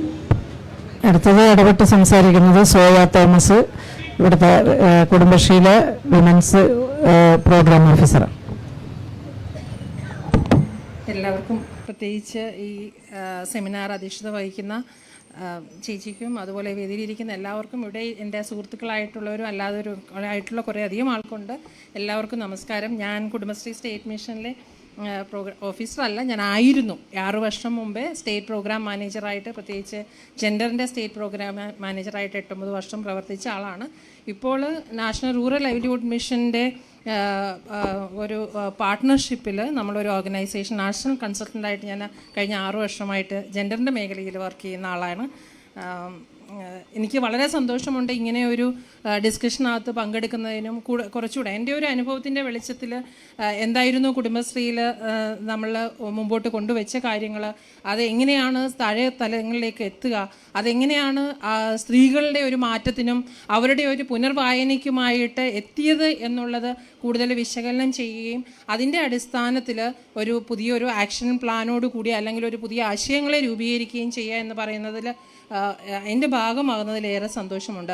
എനിക്ക് തോന്നുന്നു ഈ ഒരു പഠന കോൺഗ്രസ്സിലൂടെ അതിനൊരു ഇപ്പം നമ്മുടെ സീരിയസ് പേഴ്സണായ സിന്ധുവും സീരിയസ് പേഴ്സണായ ഇവർ രണ്ടുപേരും സംസാരിക്കുമ്പോൾ തന്നെ അത് അനുഭവങ്ങളുടെ ഒരു പങ്കുവയ്ക്കലിലൂടെ അവർ റിവീൽ ചെയ്യപ്പെട്ട ഒരു പുനരെഴുത്തിൻ്റെ ചില കാര്യങ്ങളാണ് അവിടെ പറഞ്ഞിട്ടുള്ളത്. അത് നമുക്ക് എങ്ങനെ, അത് അധികാരത്തിനപ്പുറത്ത് നിന്നിട്ടുള്ള ഒരു കമ്മ്യൂണിറ്റി ഓണർഷിപ്പോട് കൂടിയ ഒരു പുതിയ സംവിധാനത്തെ എങ്ങനെ കെട്ടിപ്പടുക്കാനായിട്ട് നിലവിലുള്ള സംവിധാനത്തെ അധികാരത്തിനപ്പുറത്തേക്ക് കൊണ്ടുവന്നൊരു സംവിധാനമാക്കി, കമ്മ്യൂണിറ്റി ഓണർഷിപ്പിലുള്ള ഒരു സംവിധാനമാക്കി മാറ്റാൻ പറ്റുമെന്നുള്ള വളരെ തീവ്രമായ, വളരെ എമർജൻസി ആയിട്ടുള്ളൊരു ഡിസ്കഷനിലേക്ക് പോകേണ്ട ഒരു ഘട്ടത്തിലേക്ക് എത്തി എന്നുള്ളതാണ് ഞാൻ അറിയുന്നത്. ഇത് പറയാൻ ഞാൻ കാരണം, കഴിഞ്ഞ ഒരു 2 ആഴ്ച മുമ്പേ ഞാൻ പത്തനംതിട്ട ജില്ലയിലെ നമ്മുടെ ഒരു ഏറ്റവും പ്രിയപ്പെട്ട ഒരു കമ്മ്യൂണിറ്റി കൗൺസിലറുടെ മരണമടയുണ്ടായി. അപ്പോൾ ഞാൻ അവിടെ പോയി. നമ്മുടെ കുറേ അധികം കുടുംബശ്രീ CDS ചെയർപേഴ്സൺമാരെയും RPമാരെയും അങ്ങനെ കമ്മ്യൂണിറ്റിയിലുള്ള കുറേ അധികം ആൾക്കാർ, അവരിൽ കുറേ അധികം പേര് എൻ്റെ മുമ്പിൽ നിന്ന് കരഞ്ഞ ഒരു അനുഭവം എനിക്ക് അധികമായില്ല. എന്തിനാണ് ഞങ്ങളെ കൊണ്ടുവന്ന് ഇങ്ങനെ ഒരു കടക്കണിയിലേക്ക് ചാടിച്ചത്, എന്തിനാണ് നമ്മളെ ഈ ഒരു ഇതിലേക്ക് കൊണ്ടുപോയത്? ഇതിവർ പറയുന്നത് ഇവരുടെ ഒരു വ്യക്തിപരമായിട്ടുള്ള അവരധികാരത്തിൽ നിൽക്കുന്ന ഒരു CDS ചെയർപേഴ്സൺ വളരെ മോശമായി ആത്മഹത്യയുടെ വക്കിലേക്ക് കഴിഞ്ഞ ടേമിലെ CDS ചെയർപേഴ്സൺ അവർ ആത്മഹത്യയുടെ വക്കിൽ നിന്ന് രക്ഷപ്പെടുത്തിയ കമ്മ്യൂണിറ്റി കൗൺസിലറാണ് മരണപ്പെട്ടത്. അപ്പം ആ ഒരു അവസ്ഥയിൽ നിന്ന് സംസാരിക്കുമ്പോൾ ഈ ഒരു സ്ത്രീ സംസാരിക്കുന്നത് അവരുടെ വിവിധ മുഖങ്ങളായൊരു ലേബറിൻ്റെ ലേബർ ഉത്തരവാദിത്വം, അതേപോലെ തന്നെ അവരുടെ ഓണർഷിപ്പ്. ആ ഓണർഷിപ്പിനകത്ത് അവരുടെ ഓണർഷിപ്പ് എന്ന് പറയുന്നത് അവരുടെ കുടുംബത്തിൻ്റെ കുട്ടികളുടെ ഓണർഷിപ്പ് ആയിരിക്കാം, അവർ ഏൺ ചെയ്യുന്ന മണിയുടെ ഓണർഷിപ്പ് ഉണ്ടോ ഇല്ലയോ എന്നുള്ള വേറൊരു ചോദ്യമാണ്. അതാകാം അവർ കമ്മ്യൂണിറ്റിയിൽ വർക്ക് ചെയ്യുന്ന അവരുടെ കമ്മ്യൂണിറ്റി ഓണർഷിപ്പ് ഉണ്ട്. ഇതിൻ്റെ എല്ലാം പശ്ചാത്തലത്തിലും ഇവരുടെ ഒരു 3 മടങ്ങിലുള്ള ഒരു ജോലിയുടെ അധ്വാനത്തിൻ്റെ വലിയ ഭാരത്തിൻ്റെയും അടിസ്ഥാനത്തിൽ നിന്നിട്ടാണ് ഇവർ ഈ പറയുന്നത്. ലക്ഷങ്ങൾ കടമായിട്ട് ഈ കടമായത് ഇവരെ കുടുംബശ്രീ സംവിധാനത്തിനകത്ത് പലരെ സഹായിക്കാതിനും ഇതിനകത്തെ വളരെയധികം ലോണുകളും ലിങ്കേജ് ലോണുകളും മറ്റ് പല കാര്യങ്ങളും കൈകാര്യം ചെയ്യുന്നതിനായിട്ട് പലരെ സഹായിക്കുന്നതിനും മറ്റ് പല തരത്തിലും മറ്റുള്ള ആൾക്കാരിൽ നിന്ന് മൈക്രോ ഫിനാൻസ് സ്ഥാപനങ്ങളിൽ നിന്നും അല്ലാതെയും കടമെടുത്തിട്ട് ഇവർ വലിയൊരു കടക്കണിയിലെത്തിയ ഒരു സ്ത്രീയാണ് ഈ എൻ്റെ മുമ്പിൽ നിന്ന് സംസാരിച്ചത്. അപ്പം ഇവിടെ ഒരു സീരിയസ് പേഴ്സൺ സംസാരിക്കുമ്പോൾ ഈ അനുഭവങ്ങളൊക്കെ ഞാനിവിടെ ഇരുന്നിട്ട് കേൾക്കുമായിരുന്നു. നമ്മുടെ മുമ്പിൽ വെച്ച പേപ്പർ ഏറ്റവും ഗൗരവതരമായിട്ട് ഒരു ദാരിദ്ര്യ നിർമ്മാർജ്ജന പ്രാദേശിക സ്വയംഭരണ സ്ഥാപനങ്ങളുടെ ബന്ധവും ഒരു സാമൂഹ്യ കെട്ടിപ്പടുക്കലിൻ്റെ വളരെ ഘടനയുടെ വ്യാപ്തിയും ഒക്കെ ഉൾപ്പെടുന്ന വളരെ ആഴത്തിലുള്ളൊരു പേപ്പറാണ് നമ്മളുടെ മുമ്പിലേക്ക് ഈ പഠന കോൺഗ്രസിൻ്റെ ഭാഗമായി ബുക്കിലൂടെ നമ്മുടെ മുമ്പിലേക്ക് വെച്ചിട്ടുള്ളത്. അതുപോലെ തന്നെ ഞാൻ നേരത്തെ പറഞ്ഞ കാര്യങ്ങളൊന്നും പറയുന്നില്ല. എനിക്കറിയാം, ഞാൻ ഇന്ന് ഇന്ത്യയിലെ 22 സംസ്ഥാനങ്ങളിൽ നമ്മുടെ സ്വയം സഹായ സംഘങ്ങളോടൊപ്പം അല്ലെങ്കിൽ അവിടുത്തെ റൂറൽ ഡെവലപ്മെൻറ്റ് ഡിപ്പാർട്ട്മെൻറ്റുകളോടൊപ്പം പ്രവർത്തിച്ചുകൊണ്ടിരിക്കുകയാണ്. അവിടെയൊക്കെ കുടുംബശ്രീ മുമ്പോട്ട് വെച്ച പല മോഡലുകൾ ഇന്ന് വളരെ കൃത്യമായും കാര്യമായും മുമ്പോട്ട് പോകുന്നുണ്ട്. അതിനകത്ത് ഏറ്റവും പ്രധാനപ്പെട്ടാണ് ഹേമ സൂചിപ്പിച്ച VPRP. ആ പ്ലാനിലൂടെ എങ്ങനെയാണ് അടിസ്ഥാന വർഗത്തിലുള്ള ജനങ്ങളുടെ ആവശ്യങ്ങളെ അഡ്രസ്സ് ചെയ്യുന്നതെന്ന് കൃത്യമായി മുമ്പോട്ട് പോകുന്നുണ്ട്. അത് കേരളത്തിലെ CDS പ്ലാനിലൂടെ ഇപ്പം വരുന്നുണ്ടോ ഇല്ലയോ എന്നുള്ളൊരു ചോദ്യമാണ്. വേറൊരു കാര്യം മുമ്പോട്ടില്ല. പിന്നെ ഉള്ളത് നമ്മുടെ PRI CBO കൺവേർജൻസ്. പല സ്റ്റേറ്റുകളും പഞ്ചായത്ത് രാജ് ഇൻസ്റ്റിറ്റ്യൂഷനുമായിട്ട് അല്ലെങ്കിൽ നമ്മുടെ കമ്മ്യൂണിറ്റി ബേസ്ഡ് ഓർഗനൈസേഷനുമായിട്ടുള്ള ബന്ധം വളരെ ആഴത്തിൽ പോവുകയും അതുമായി ബന്ധപ്പെട്ടുള്ള പ്രവർത്തനങ്ങളും പ്ലാനുകളും ഒക്കെ വരുന്നുണ്ട്. ഇന്ന് കേരളത്തിലെ ഇത്തരം ബന്ധത്തിന്, ഈ ഒരു പ്രാദേശിക സർക്കാരുമായിട്ടുള്ള ബന്ധത്തിനകത്ത് കൂടുതൽ പദ്ധതിയിലേക്ക് പോകുന്നില്ല എങ്കിൽ അതിൻ്റെ അടിസ്ഥാനം എന്താണ് എന്ന് ഏറ്റവും കാര്യമായി നമ്മൾ ആലോചിക്കേണ്ടതായിട്ടുണ്ട് എന്ന് എനിക്ക് തോന്നുന്നു. പിന്നെ ഉള്ളത് ജെൻഡറിൻ്റെ മേഖലയിലാണ്. ഞാൻ ജെൻഡറിൻ്റെ മേഖലയിലാണ് വർക്ക് ചെയ്യുന്നത്. ജെൻഡർ ബേസ്ഡ് ആയിട്ടുള്ള ഒരു institution mechanism, community institution mechanism, അതാണ് ഏറ്റവും പ്രധാനപ്പെട്ടത്.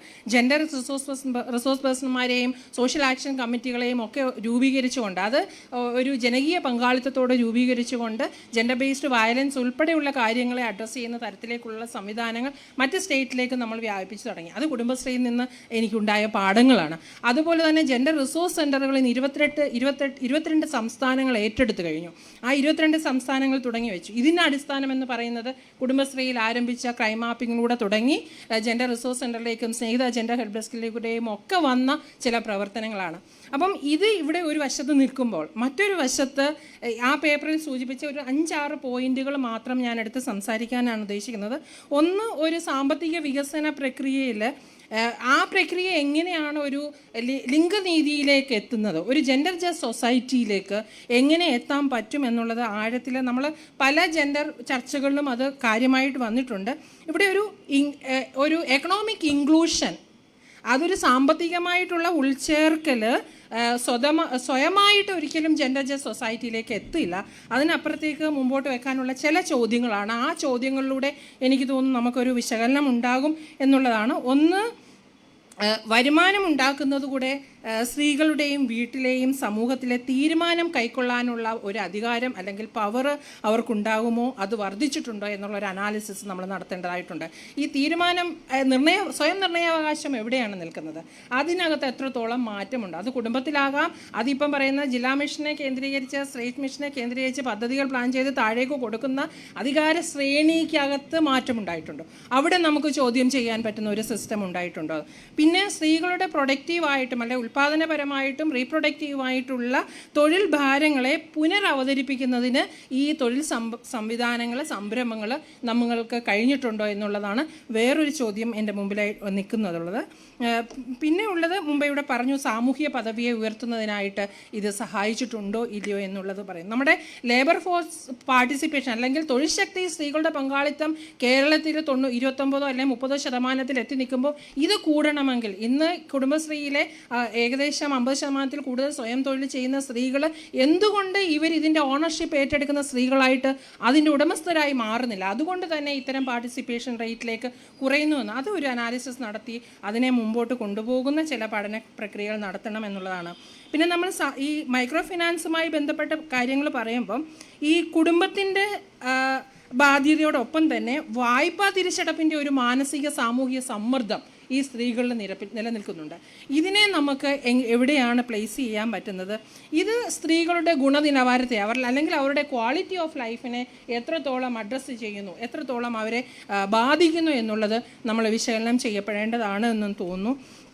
ഇത് പലപ്പോഴും ഒരു കുടുംബശ്രീയോടുള്ള വിമർശനമായിരിക്കത്തില്ല, പലപ്പോഴും ഈ ഒരു മൈക്രോ ഫിനാൻസ് സംവിധാനത്തോട് തന്നെയുള്ള നമ്മളുടെ ചോദ്യങ്ങളായി മാറുന്നുണ്ട്. കാരണം മൈക്രോ ഫിനാൻസ് പ്രൈവറ്റ് സ്ഥാപനങ്ങൾ ഇതിനകത്തേക്ക് കൂടുതൽ ഇടപെടുകയും ലോൺ എടുക്കാനുള്ള ഒരു ത്വര കൂട്ടി കൊണ്ടുവരികയും ചെയ്യുന്ന ഒരു വലിയ ഭാരമുണ്ട്.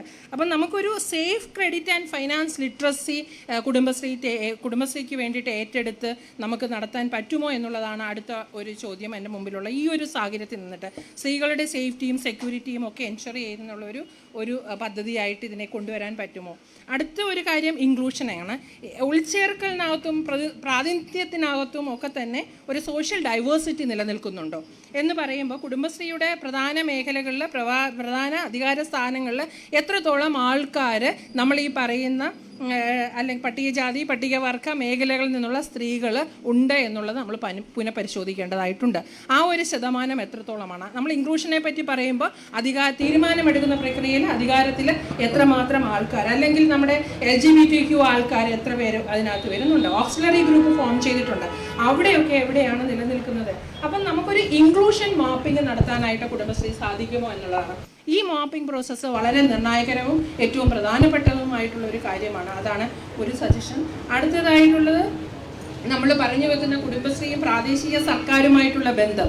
അപ്പം ഈ പ്രാദേശിക ജനാധിപത്യ പ്രക്രിയയിൽ സ്ത്രീകൾ പങ്കാളികളാകുമ്പോൾ അവരുടെ ബെനിഫിഷ്യറിയിൽ നിന്ന് മാറിയിട്ട് ഒരു പൊളിറ്റിക്കൽ ഏജൻസീസ് ആയിട്ട് മാറുകയാണ് എപ്പോഴും. അപ്പം ഈ പൊളിറ്റിക്കൽ ഏജൻസീസ് ആയിട്ട് മാറുന്ന സ്ത്രീകളുടെ പ്രാതിനിധ്യം എന്ന് പറയുന്നത് വെറും പ്രതിനിധികളാണോ? അതിനപ്പുറത്തേക്കുള്ള ഒരു സബ്സ്റ്റാൻസീവായിട്ടുള്ള ഒരു പൊളിറ്റിക്കൽ ഏജൻസി മാത്രമാണോ, അതോ കുറച്ചുകൂടെ ക്രിയേറ്റീവായിട്ടുള്ള ഡിസിഷൻ മേക്കേഴ്സ് ആയിട്ട് മാറുന്ന ഒരു ഏജൻസിയാണോ ഇവരെന്ന് നമ്മൾ പരിശോധിക്കപ്പെടേണ്ടതായിട്ടുണ്ട് എന്ന് തോന്നുന്നു. അതുപോലെ കുടുംബശ്രീയുടെ പ്ലാനിങ് അല്ലെങ്കിൽ ഡിസിഷൻ മേക്കിംഗ്, ഇംപ്ലിമെൻറ്റേഷൻ, ഈ പ്രോസസ്സുകളിലെല്ലാം തന്നെ ഇവരുടെ പ്രാതിനിധ്യവും കൂടി നമ്മൾ അനലൈസ് ചെയ്യണം. അപ്പോൾ ഒരു വിമൻസ് പൊളിറ്റിക്കൽ ലീഡർഷിപ്പ് ലാബ് തന്നെ നമുക്ക് ഉണ്ടാക്കാൻ പറ്റുമോ എന്നുള്ളതാണ് അടുത്തൊരു കാര്യം മുമ്പോട്ട് വെക്കാനുള്ളത്. കാരണം പൊളിറ്റിക്കൽ ലീഡർഷിപ്പിലേക്ക് വരുന്ന 50% സ്ത്രീകൾ പ്രാദേശിക ജനാധിപത്യ പ്രക്രിയയിൽ ഭരണപ്രക്രിയയിലെ അംഗങ്ങളാണ്. അവർ പുതിയതായിട്ട് ഭരണപ്രക്രിയയിൽ ഇവരെ എങ്ങനെയാണ് നമുക്ക് കൂടുതൽ അവർക്കൊരു കപ്പാസിറ്റി ബിൽഡിംഗ് നൽകാനായിട്ട് പറ്റുന്നത്? അപ്പം ഇത്തരം ഒരു വിമൻ ലീഡർഷിപ്പ് ലാബുകളെ നമുക്ക് സജ്ജമാക്കാൻ, ജില്ലാ അടിസ്ഥാനമാക്കി സജ്ജമാക്കാനായിട്ട് പറ്റുമോ എന്ന് ആണ് എനിക്ക് മുമ്പോട്ട് വെക്കാനുള്ള അടുത്തൊരു സജഷൻ. പിന്നെ ഉള്ളത് നമ്മുടെ ഒരു സ്ട്രക്ചറൽ മൊബിലിറ്റി ലൈവ്ലിഹുഡിൻ്റെ ബേസിലായിട്ട്, അല്ലെ ഉപജീവനവുമായി ബന്ധപ്പെട്ട ഒരു സാമൂഹ്യപരമായിട്ടുള്ളൊരു മാറ്റം എപ്രകാരം സാധ്യമാകുന്നു. നമ്മുടെ മൂലവർദ്ധിത മേഖലയിൽ സ്ത്രീകളുടെ പ്രാതിനിധ്യം മുമ്പ് ഇവിടെ സൂചിപ്പിച്ചതുപോലെ തന്നെ ശാസ്ത്ര സാങ്കേതിക വിദ്യകൾ, ഡിജിറ്റൽ സമ്പദ് വ്യവസ്ഥ, അല്ലെ ഗ്രീൻ എക്കണോമി, ഇങ്ങനെയുള്ള കാര്യങ്ങൾ ഇനിയും വിദൂരമല്ല. ഇത് ഈ നമ്മളുടെ ലോക്കൽ എന്താ പറയുക നാനോ എൻ്റർപ്രൈസസിൽ നിന്ന് മാറി ഇതൊക്കെ ഉൾച്ചേരുന്ന ഒരു ഘട്ടത്തിലേക്ക് സ്ത്രീകൾ മാറ്റുക എന്നുള്ളതാണ് അടുത്തത് എനിക്ക് തോന്നുന്നു. അതുപോലെ തന്നെ ഒരു ഇൻവിസിബിൾ ലേബറിൽ നിന്ന് മാറിക്കൊണ്ട്, ഇപ്പം തന്നെ നിർത്താം, ഒരു ഇൻവിസിബിൾ ലേബർ എന്നുള്ളതിൽ നിന്ന് മാറിക്കൊണ്ട് ഇവർക്ക് ഒരു കെയർ വർക്കിന് ഒരു ജെൻഡർ ട്രാൻസ്ഫോർമേറ്റീവ് ആയിട്ടുള്ള ഒരു മേഖലകളിലേക്ക് തിരിക്കുക. ഈ കെയർ വർക്ക് എങ്ങനെയാണ് ഒരു സാമൂഹികമായിട്ടുള്ള ഒരു കെയർ വർക്ക് സംവിധാനം ഇന്ന് കേരളത്തിലോ അല്ലെങ്കിൽ ഇന്ത്യയിലോ ഒന്നും തന്നെ നിലവിലില്ല. ഈ സ്ത്രീകൾ തന്നെയാണ് ഈ കെയർ വർക്ക് ഏറ്റെടുക്കുന്നവരും. അപ്പോൾ ഇതിനെ അടിസ്ഥാനപരമായിട്ട് സപ്പോർട്ട് ചെയ്യാൻ പറ്റുന്ന ഒരു കെയർ എക്കണോമി ഉണ്ടാകുകയും അതിനു വേണ്ട സഹായ സംവിധാനങ്ങൾ ഉണ്ടാകുകയും ചെയ്യുക എന്നുള്ളതാണ് ആ ഒരു കെയർ ബേർഡനെ കുറയ്ക്കാനായിട്ടും ഷെയർ ചെയ്യപ്പെടേണ്ട ഉത്തരവാദിത്തങ്ങൾ ഷെയർ ചെയ്യാനുള്ള ഒരു സാധ്യതകളിലേക്ക് നയിക്കുന്നത് എന്ന് തോന്നുന്നു. ഈ പറഞ്ഞ കാര്യങ്ങളെല്ലാം അതിനപ്പുറത്തേക്ക് വയലൻസ് എങ്ങനെയാണ് സ്ത്രീകൾക്ക് നേരെ, ഇപ്പം നമ്മൾ ഈ തൊഴിലിടങ്ങളിലൊക്കെ തന്നെ സ്ത്രീകൾ ചെയ്യുന്ന സംരംഭങ്ങളിലായാലും മിഷനുകളിലായാലും ഒക്കെ സ്ത്രീകൾക്ക് നേരെ നടക്കുന്ന അതിക്രമങ്ങൾ, അത് ഒരു ഫിസിക്കൽ വയലൻസ് മാത്രമല്ല, തൊഴിലിടങ്ങളിൽ നടക്കുന്നതിനപ്പുറം കുടുംബങ്ങളിലും ഇവർ തൊഴിൽ ചെയ്യുന്ന സ്ത്രീകൾ അനുഭവിക്കുന്ന പ്രശ്നങ്ങളുണ്ട്. അത് അവർക്ക് വന്ന് പറയാനുള്ള ഒരു സംവിധാനം ഇന്ന് കുടുംബശ്രീക്ക് ആകുന്നില്ല. പക്ഷെ അതിനെ കുറെ കൂടെ എൻജെൻഡ് ചെയ്യാനും കൂടെ സ്ട്രെങ്തൻ ചെയ്യാനുമായിട്ട് നമുക്ക് പറ്റണം. അതുപോലെ തന്നെ ഒരു വയലൻസ് റെസ്പോൺസ് സപ്പോർട്ട് ലിങ്ക് നമുക്ക് എങ്ങനെയാണ് ഉണ്ടാക്കാൻ പറ്റുന്നത് എന്ന് നമ്മൾ ആലോചിക്കേണ്ടതായിട്ടുണ്ട്. അതുപോലെ തന്നെ zero tolerance to any violence, any sexual violence എന്ന് പറയാൻ പറ്റുന്ന ഒരു തരത്തിലേക്ക് കുടുംബശ്രീക്ക് മാറാൻ പറ്റുമോ എന്നുള്ളത് പറ്റിയേ മതിയാവുകയുള്ളൂ. പറ്റുമോ എന്നുള്ള ചോദ്യം തന്നെ ഇല്ല എന്നുള്ളതാണ് ഞാൻ പറയുന്നത്. അങ്ങനെ മാറാൻ പറ്റണം എന്നുള്ളതോടെയാണ് പറയുന്നത്. അപ്പം ആകെ മൊത്തത്തിൽ ഒരു ജെൻഡർ ജസ്റ്റ് ദിശയിലേക്ക് അല്ലെങ്കിൽ ഒരു ലിംഗനീതി ദിശയിലേക്ക് ഒരു ട്രാൻസ്ഫോർമേഷനും കൂടി കുടുംബശ്രീക്ക് കമ്മ്യൂണിറ്റിയുടെ ഓണർഷിപ്പോട് കൂടി മൂവ് ചെയ്യാൻ സാധിക്കണം. അതായിരിക്കണം നമ്മുടെ ലക്ഷ്യം എന്ന് പറഞ്ഞുകൊണ്ട് നിർത്തുന്നു. നന്ദി, നമസ്കാരം. നിങ്ങളുടെ അവസരമാണ്. അപ്പോൾ ചുരുങ്ങിയ വാക്കുകളിൽ പറയാം, പിന്നെ പറയാൻ മൈക്ക് തരാം. അതൊക്കെ കൂടാതെ ഇടയ്ക്ക് എഴുതി തന്നാലും അത് ഇവിടെ പറഞ്ഞു, എഴുതി തരേണ്ടവർക്ക് എഴുതി തരുകയും ചെയ്യാം. അതൊക്കെ 6:45 അവസാനിപ്പിക്കണം. 6:30 ടൈം. കുറച്ച് സമയം കൂടി എടുത്ത് 7 മണിക്ക് മറ്റ് പരിപാടികൾ ഉണ്ട് എന്നുള്ളത് കൊണ്ടാണ്. മൈക്ക്.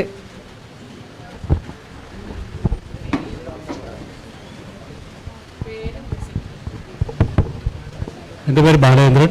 ഞാൻ കുടുംബശ്രീ മിഷനിൽ പ്രോഗ്രാം ഓഫീസറായിട്ട് മുൻപ് ജോലി ചെയ്തിട്ടുള്ള ആളാണ്. ഇവിടെ ചർച്ച ചെയ്ത കാര്യങ്ങളിൽ പറഞ്ഞ കാര്യങ്ങൾ വീണ്ടും പറയുന്നില്ല. പക്ഷേ ഒരു കാര്യം പറയാതിരിക്കാൻ പറ്റത്തില്ല. അധ്യക്ഷൻ പറഞ്ഞ ഒരു പ്രധാനപ്പെട്ട പോയിൻ്റുണ്ട്. നമ്മുടെ സാംസ്കാരിക മേഖലയിലും രാഷ്ട്രീയ മേഖലയിലുമൊക്കെ തന്നെ വർഗീയതയുടെയും അന്ധവിശ്വാസത്തിൻ്റെയും കടന്നുകയറ്റം വരുന്നുണ്ട്. അതിനെ ഫലപ്രദമായി ചെറുക്കാനുള്ള ഒരു പ്രവർത്തന പദ്ധതി ജഗജീവൻ അവതരിപ്പിച്ച രേഖയിൽ വേണ്ടത്ര വന്നിട്ടില്ല എന്നൊരു അഭിപ്രായം എനിക്കുണ്ട്.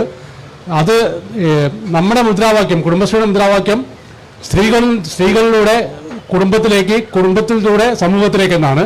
അതിനെ ഏറ്റവും ഫലപ്രദമായി ഉപയോഗിക്കുന്നത് വർഗീയ ശക്തികളാണ്. അമ്പലങ്ങളിൽ ആഴ്ചയിലൊരിക്കൽ പോകുന്ന സ്ത്രീകളുണ്ട്, അയൽക്കൂട്ടത്തിൽ ആഴ്ചയിലൊരിക്കൽ വരുന്ന സ്ത്രീകളുണ്ട്. അയൽക്കൂട്ടത്തിൽ അവരെന്താണ് ചർച്ച ചെയ്യുന്നത്? അമ്പലത്തിൽ നിന്ന് അവർക്ക് ഒരുപാട് ആശയങ്ങൾ കിട്ടുന്നുണ്ട്. അതാണ് നാമജപ ഘോഷയാത്രയിലും വേറെ പലതിലും കണ്ടത്. പക്ഷേ അയൽക്കൂട്ടത്തിൽ ഇവരെന്താണ് ചർച്ച ചെയ്യുന്ന ആഴ്ചയിലൊരിക്കൽ എന്നുള്ളത് ആലോചിക്കേണ്ട കാര്യമാണ്.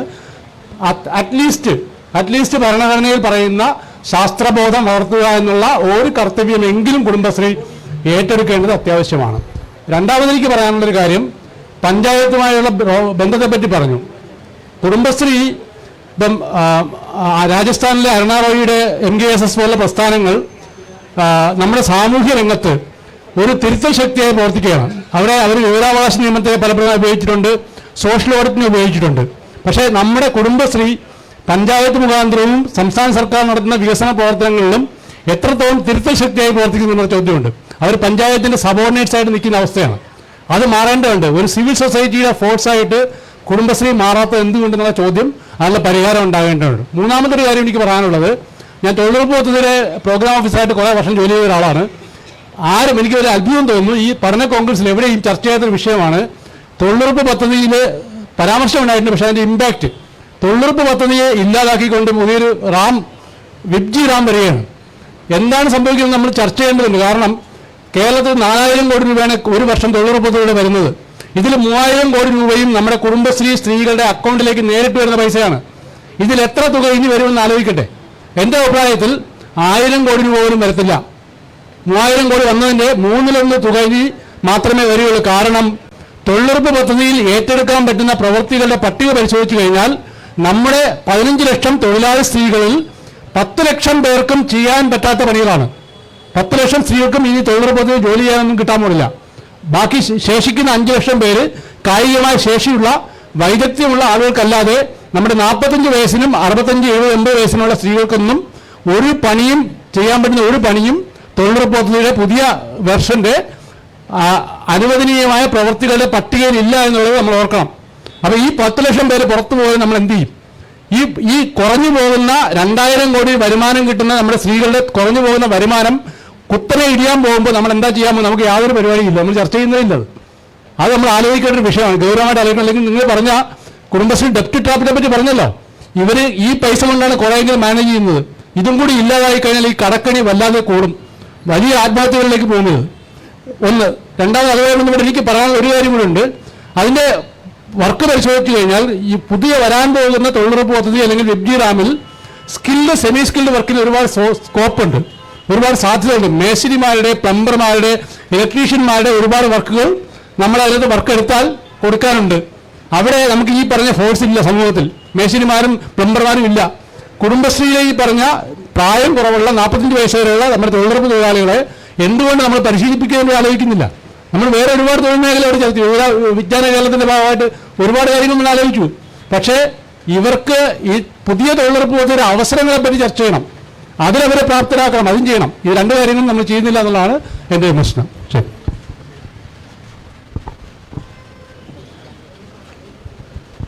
ഞാൻ നിങ്ങളുടെ കൂട്ടത്തിലുള്ള ആളല്ല, എങ്ങനെ വന്നു എന്ന് പറയാം. ഞാൻ ബാങ്ക് മാനേജറായിരുന്നു 40 വർഷം. ഗോപികൃഷ്ണൻ ഐസക് സാർ ഉണ്ടായിരുന്നെങ്കിൽ പരിചയപ്പെടുത്തേണ്ട ആവശ്യം വരത്തില്ലായിരുന്നു. 14-15 സമയത്ത് മിഷനും കുടുംബശ്രീയുമായിട്ടൊരു വലിയ സമരം ഉണ്ടായിരുന്നു ആലപ്പുഴ ജില്ലയിൽ. ആ സമയത്ത് വേറെ ബാങ്കുകൾ ചില രാഷ്ട്രീയ പ്രശ്നം കാരണം കുടുംബശ്രീക്ക് ലോൺ കൊടുക്കുന്നില്ലായിരുന്നു. ആ സമയത്ത് ലോൺ കൊടുത്ത ആളാണ്. അത്രയും ഞാൻ കഥ പറയുന്നുള്ളൂ, ബാക്കി ഐസക് സാറിനെ ചോദിച്ചാൽ മതി.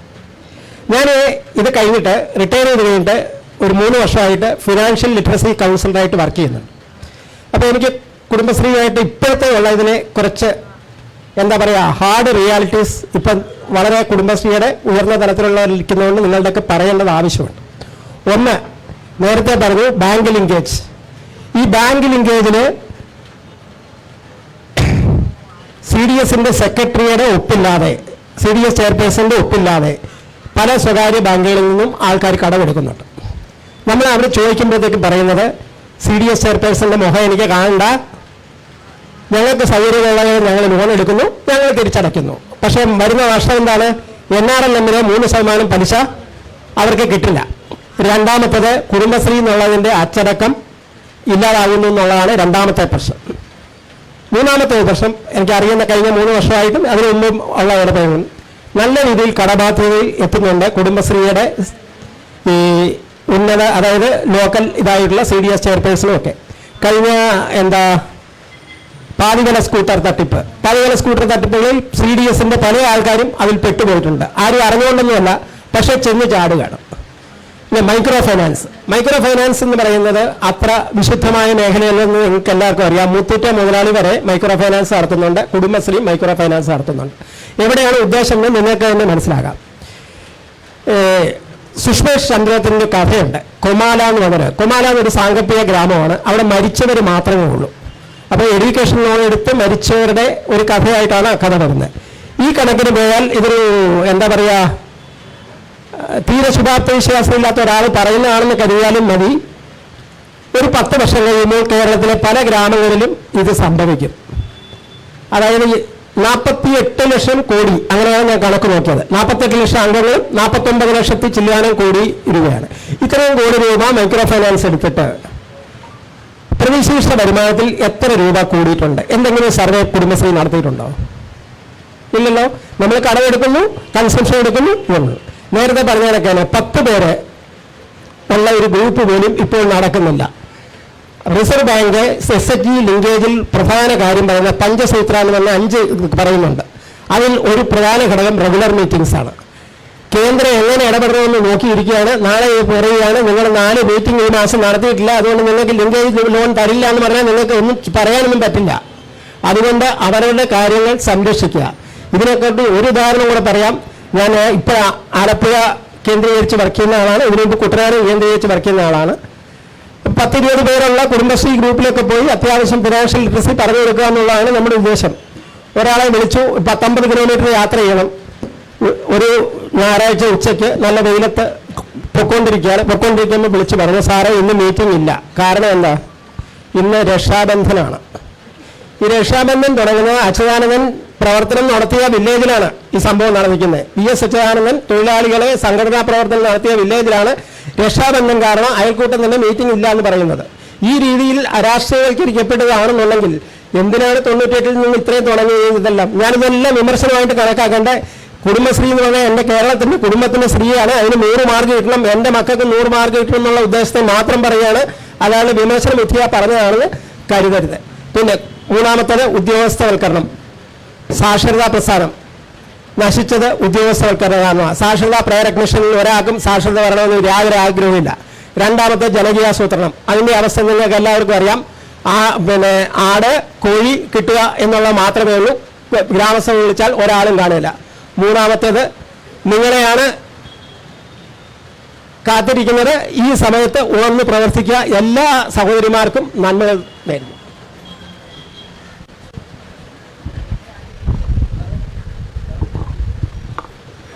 പ്രിയമുള്ളവരെ, കുടുംബശ്രീ വളർച്ചയുടെ അടുത്ത ഘട്ടമെന്നുള്ള വിഷയമാണ് നമ്മൾ വിളിച്ചിട്ടുള്ളത്. വിഷയം അവതരിപ്പിച്ചുകൊണ്ട് ഐസക് സാബ് വളരെ വിശദമായിട്ട് കാര്യങ്ങൾ പറഞ്ഞിട്ടുണ്ട്. അതുപോലെ നമുക്കൊരു പ്രതീക്ഷ നൽകിയിട്ടും കൂടാണ് പോയിട്ടുള്ളത്. തെരഞ്ഞെടുപ്പ് മാനിഫെസ്റ്റോയിൽ കുടുംബശ്രീയുമായി ബന്ധപ്പെട്ട വിഷയങ്ങൾ വളരെ കൃത്യമായി ഉണ്ടാകും എന്നുള്ള തരത്തിൽ സൂചിപ്പിക്കുകയുണ്ടായി.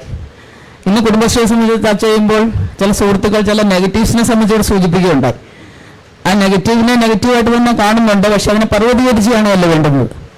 കാരണം ഇത് തുടങ്ങിയൊരു കാലഘട്ടം, നേരത്തെ ഇവിടെ ലതിക പറഞ്ഞതുപോലെ ഇത് തുടങ്ങിയൊരു കാലഘട്ടത്തിൽ പഞ്ചായത്ത് പ്രസിഡന്റായിരുന്നു ഞാനും. കാരണം അന്ന് ഈ അയൽക്കൂട്ട സംവിധാനമൊന്നും തട്ടിക്കൂട്ടി എടുക്കാൻ എത്രമാത്രം ഓടിയിട്ടുണ്ടെന്നുള്ളത് അന്നത്തെ പഞ്ചായത്ത് പ്രസിഡന്റുമാർക്ക് അറിയാൻ കഴിയുള്ളൂ. ഒരു പുതിയ സംവിധാനമാണ്. ഓരോരുത്തരെ ചെന്ന് വിളിച്ചു കൂട്ടിക്കൊണ്ട് ഇരുത്തി അത് നടത്തിയെടുക്കുക എന്ന് പറയുന്നൊരു വലിയ ശ്രമകരമായ ജോലിയായിരുന്നു.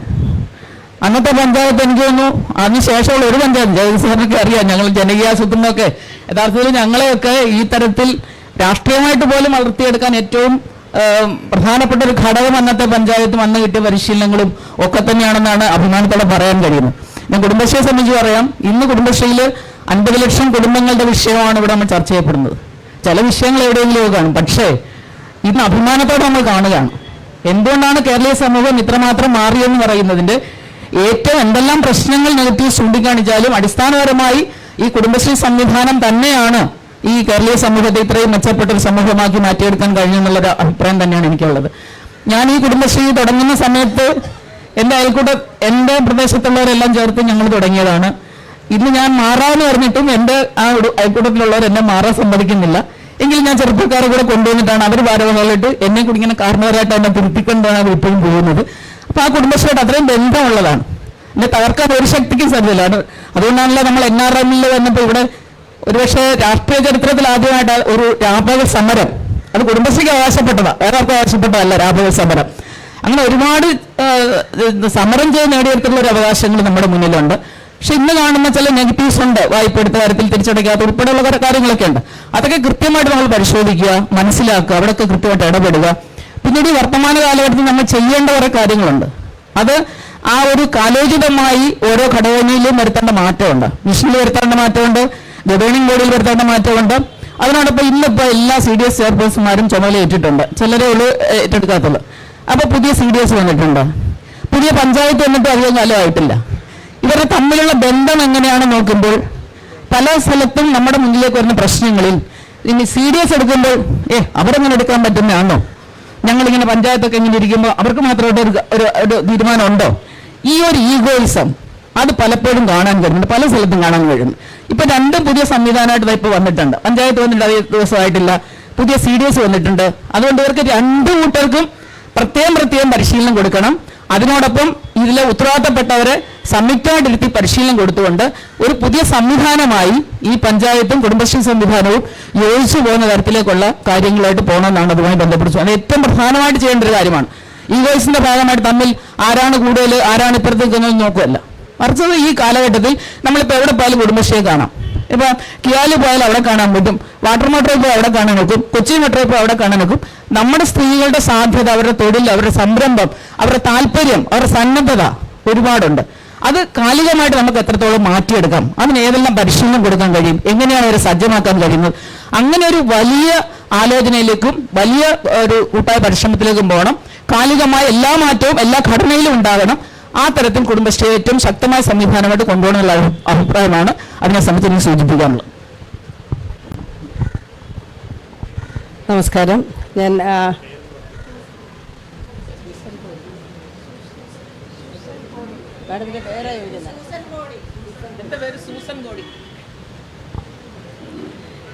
എല്ലാവർക്കും നമസ്കാരം. ഞാൻ ഡോക്ടർ സബൂറ ബേബി, കുടുംബശ്രീയുടെ ADMC ആയിരുന്നു. പിന്നീട് ഈ കുടുംബശ്രീയുടെ എക്കണോമിക് എംപവർമെൻറ്റ് വിമൻ എന്ന വിഷയത്തിൽ തന്നെയാണ് എൻ്റെ റിസർച്ചും ഉള്ളത്. അപ്പം ഞാനിത് പറയാൻ ഉദ്ദേശിക്കുന്നതെന്ന് പറഞ്ഞാൽ കഴിഞ്ഞ 27 വർഷമായിട്ട് നമ്മൾ നേടിയെടുത്ത നേട്ടം, അതിൻ്റെ പിന്നിൽ നമ്മുടെ അധ്വാനമൊന്നും ഇവിടെ ഇരിക്കുന്ന ഓരോരുത്തരുടെയും അതുപോലെ നമ്മുടെ മുന്നിൽ പ്രവർത്തിച്ചവരുടെ അധ്വാനമൊന്നും ചെറുതല്ല. ഇപ്പം നമ്മൾ വളർച്ചയുടെ അടുത്ത ഘട്ടത്തെക്കുറിച്ച് ചിന്തിക്കേണ്ടി വരുന്നു എന്നുള്ളപ്പോൾ എവിടേക്കോ ചില പ്രശ്നങ്ങളുണ്ട് എന്ന് നമുക്ക് തന്നെ ബോധ്യപ്പെട്ടതിൻ്റെ അടിസ്ഥാനത്തിലാണ്. എന്തുകൊണ്ടും അത്തരം ഒരു ചർച്ച അനിവാര്യമാണ് താനും. ഇപ്പോൾ എനിക്കിതിൽ പറയാനുള്ളത്, നമ്മൾ കുടുംബശ്രീ അയൽക്കൂട്ടങ്ങളുടെ എണ്ണം അത് കുറയുന്നുണ്ടോ എന്നുള്ളൊരു സ്റ്റഡി വരുന്നുണ്ട്. അതായത് മുൻകാലഘട്ടങ്ങളിൽ കുടുംബശ്രീയിൽ ഉണ്ടായിരുന്നവരുടെ കൊഴിഞ്ഞു പോക്ക് അവിടെയുണ്ട്, എന്നാൽ പുതിയ അയൽക്കൂട്ടങ്ങൾ വരുന്നുമുണ്ട്. അപ്പോൾ നമ്മളിവിടെ മനസ്സിലാക്കേണ്ടത്, കുടുംബശ്രീയിലൂടെ ശാക്തീകരിക്കപ്പെട്ട സ്ത്രീകൾ പോയിട്ട് പാരലലായിട്ട് മറ്റ് സംഘടനകളിലും സംവിധാനങ്ങളിലും ഉണ്ടാക്കുന്നു എങ്കിൽ നമ്മുടെ ഭാഗത്ത് ഒരു വീഴ്ചയുണ്ടോ എന്നുള്ള കാര്യം നമ്മൾ തീർച്ചയായിട്ടും പരിശോധിക്കുകയും അതിനനുസൃതമായ നടപടികൾ തീർച്ചയായിട്ടും നമ്മൾ അതിന് വേണ്ടി എടുക്കുകയും വേണം. അടുത്തുള്ളത് മറ്റൊരു കാര്യം ഞാൻ വരുന്നത് നമ്മുടെ കുടുംബശ്രീയുടെ ലക്ഷ്യങ്ങൾ നമുക്ക് എല്ലാവർക്കും അറിയാം. സ്ത്രീ ശാക്തീകരണവും സാമൂഹിക ശാക്തീകരണവും സാമ്പത്തിക ശാക്തീകരണവും. ഇതിൽ തന്നെ സാമ്പത്തിക ശാക്തീകരണത്തിന്റെ ഘട്ടത്തിലേക്ക് വരുമ്പോൾ ഇപ്പോഴും നല്ലൊരു ശതമാനവും ത്രിഫ്റ്റും ക്രെഡിറ്റും ലിങ്കേജ് വായ്പയിലും ഒക്കെ തന്നെ നിൽക്കുകയാണ്. എന്നാൽ ഈ പറഞ്ഞ സ്വയം സംരംഭങ്ങൾ ഉൾപ്പെടെ ഉണ്ടാക്കിക്കൊണ്ട് മുന്നോട്ട് പോകാൻ കുറച്ചു പേരെങ്കിലും കടന്നു വന്നുവെങ്കിലും ആ സസ്റ്റൈനബിലിറ്റി ഇപ്പോൾ തുടങ്ങിയ സംരംഭങ്ങൾ എത്രമാത്രം നിലനിൽക്കുന്നു, അതിനെ നിലനിർത്താൻ വേണ്ടി കുടുംബശ്രീ എന്തുമാത്രം സപ്പോർട്ട് ചെയ്തിട്ടുണ്ട്, ഇത് നമ്മൾ തീർച്ചയായിട്ടും പരിശോധിക്കേണ്ടതാണ്. ഇത് ഞാൻ പറഞ്ഞത് എൻ്റെ സ്റ്റഡിയുടെ ഒരു 6 മാസത്തിനിടയ്ക്ക് ഒന്ന് കണ്ട സംരംഭത്തിൽ നമ്മൾ ഡേറ്റ എടുത്തിട്ട് തിരിച്ചു പോയപ്പോൾ ആ സംരംഭം അവിടെ ഇല്ല. അപ്പോൾ ഇത് ഒരു സീസണലായിട്ട് പല സ്ഥലത്തും വരുന്നുണ്ട്. അതുപോലെ തന്നെ കോവിഡ് തുടങ്ങിയപ്പോൾ അതും ശരിക്കും പറഞ്ഞാൽ നമ്മളൊരു പരിശോധിച്ച സ്റ്റഡി നടത്തിയപ്പോൾ കോവിഡിൻ്റെ സമയത്ത് ഇല്ലാതായ സംരംഭങ്ങൾ ധാരാളമാണ്. നമ്മളവർ തിരിച്ചു കൊണ്ടുവരാൻ വേണ്ടി ശ്രമിച്ചുവെങ്കിലും നല്ലൊരു ശതമാനത്തിനും തിരിച്ചു വരാനേ സാധിച്ചിട്ടില്ല. അപ്പോൾ ഇത് നമ്മൾ തീർച്ചയായിട്ടും പരിശോധിക്കപ്പെടേണ്ടതാണ്. ഇന്ന് ഐസക് സാറ് പറഞ്ഞതുപോലെ നമുക്ക് പ്രതീക്ഷയുണ്ട് എങ്കിലും നമ്മൾ സംരംഭങ്ങൾ തുടങ്ങുന്നു എന്നതിൽ മാത്രമല്ല നിൽക്കേണ്ടത്. അവരുടെ സസ്റ്റൈനബിലിറ്റി ഭാഗമായിട്ടുള്ള അവരുടെ പ്രാദേശിക വിപണിയാണ് ഇപ്പോൾ നല്ലൊരു ശതമാനവും ആശ്രയിക്കുന്നത്. അതിന് പകരം അവരുടെ മാർക്കറ്റിങ്ങും ബ്രാൻഡിങ്ങും അതോടൊപ്പം തന്നെ കോമൺ സർവീസ് സെൻ്ററുകൾ ഒരേ ഉൽപ്പന്നങ്ങൾ തന്നെ കൊടുക്കുന്നതിന് ലേബലിംഗ് ഉൾപ്പെടെയുള്ള കാര്യങ്ങൾ ചെയ്യുന്നതിനുള്ള സംവിധാനങ്ങൾ കൂടി നമ്മൾ ഇതിനോടൊപ്പം ചെയ്തെങ്കിൽ മാത്രമേ ഇവരെ നമുക്ക് പിടിച്ചു നിർത്തുന്നതിന് സാധ്യമാകുകയുള്ളൂ. തീർച്ചയായിട്ടും ഈ മാറുന്ന കാലഘട്ടത്തിൽ നമുക്ക് ഇതുകൂടി അവർക്ക് ഉൾപ്പെടെയുള്ള ടെക്നോളജി ഉൾപ്പെടെയുള്ള കാര്യങ്ങൾക്ക് കൂടി പരിശീലനം കൊടുത്ത് ഓൺലൈൻ മാർക്കറ്റിങ്ങിന് ഉൾപ്പെടെ പരിശീലനം കൊടുത്ത് കൊണ്ടുവന്നെങ്കിൽ മാത്രമേ ഇവരെ പിടിച്ചു നിർത്താനായിട്ട് നമുക്ക് സാധിക്കുകയുള്ളൂ. ഇനി അടുത്ത ഒരു കാര്യം കൂടെ പറഞ്ഞിട്ട് ഞാൻ നിർത്തിക്കോളാം. നമ്മൾ 2 ചെയർപേഴ്സന്മാരും പറഞ്ഞത് കേട്ടു. കുടുംബശ്രീയിൽ അതായത് അവർ PRM ഉൾപ്പെടെ പോകുന്നതിൽ അവർക്കുണ്ടാകുന്ന ടെൻഷനും സമ്മർദ്ദവും ഒക്കെ അവർ പറഞ്ഞിട്ടുണ്ട്. ഞാൻ ADMC ആയിട്ടിരുന്ന കാലഘട്ടത്തിലും നല്ലൊരു ശതമാനം സ്ത്രീകൾ എന്നോട് തുറന്ന് സംസാരിക്കുമായിരുന്നു. അപ്പം നമുക്ക് വന്നിരിക്കുന്ന ഒരു പ്രശ്നം എന്ന് പറഞ്ഞാൽ നമ്മൾ ഇടയ്ക്ക് ഒരു ശ്രമം നടത്തി ഒരു 50% ഉദ്യോഗസ്ഥരെങ്കിലും വനിതകളാകട്ടെ വരുന്നതെന്ന് ഡെപ്യൂട്ടേഷൻ ഉൾപ്പെടെ വരുന്നതിന്. പക്ഷെ അത് പ്രാവർത്തികമാക്കാൻ നമുക്ക് സാധിച്ചിട്ടില്ല. തീർച്ചയായിട്ടും ഗവേണിംഗ് ബോഡി അംഗങ്ങൾ ഇതിൽ ഒരു ശ്രദ്ധ ചെലുത്തണം. ഇപ്പോൾ പുതിയ ഭരണസമിതികളാണ് വന്നിരിക്കുന്നത്. ഈ പറഞ്ഞ രീതിയിൽ ഇത്രയും 27 വർഷമായിട്ടും സ്ത്രീകൾക്ക് സമ്മർദ്ദമുണ്ട് എങ്കിൽ തീർച്ചയായിട്ടും നമ്മളത് പരിഗണിക്കപ്പെടേണ്ട വിഷയം തന്നെയാണ്. ഇത്രയാണ് എനിക്ക് കൂട്ടിച്ചേർക്കാനുള്ളത്.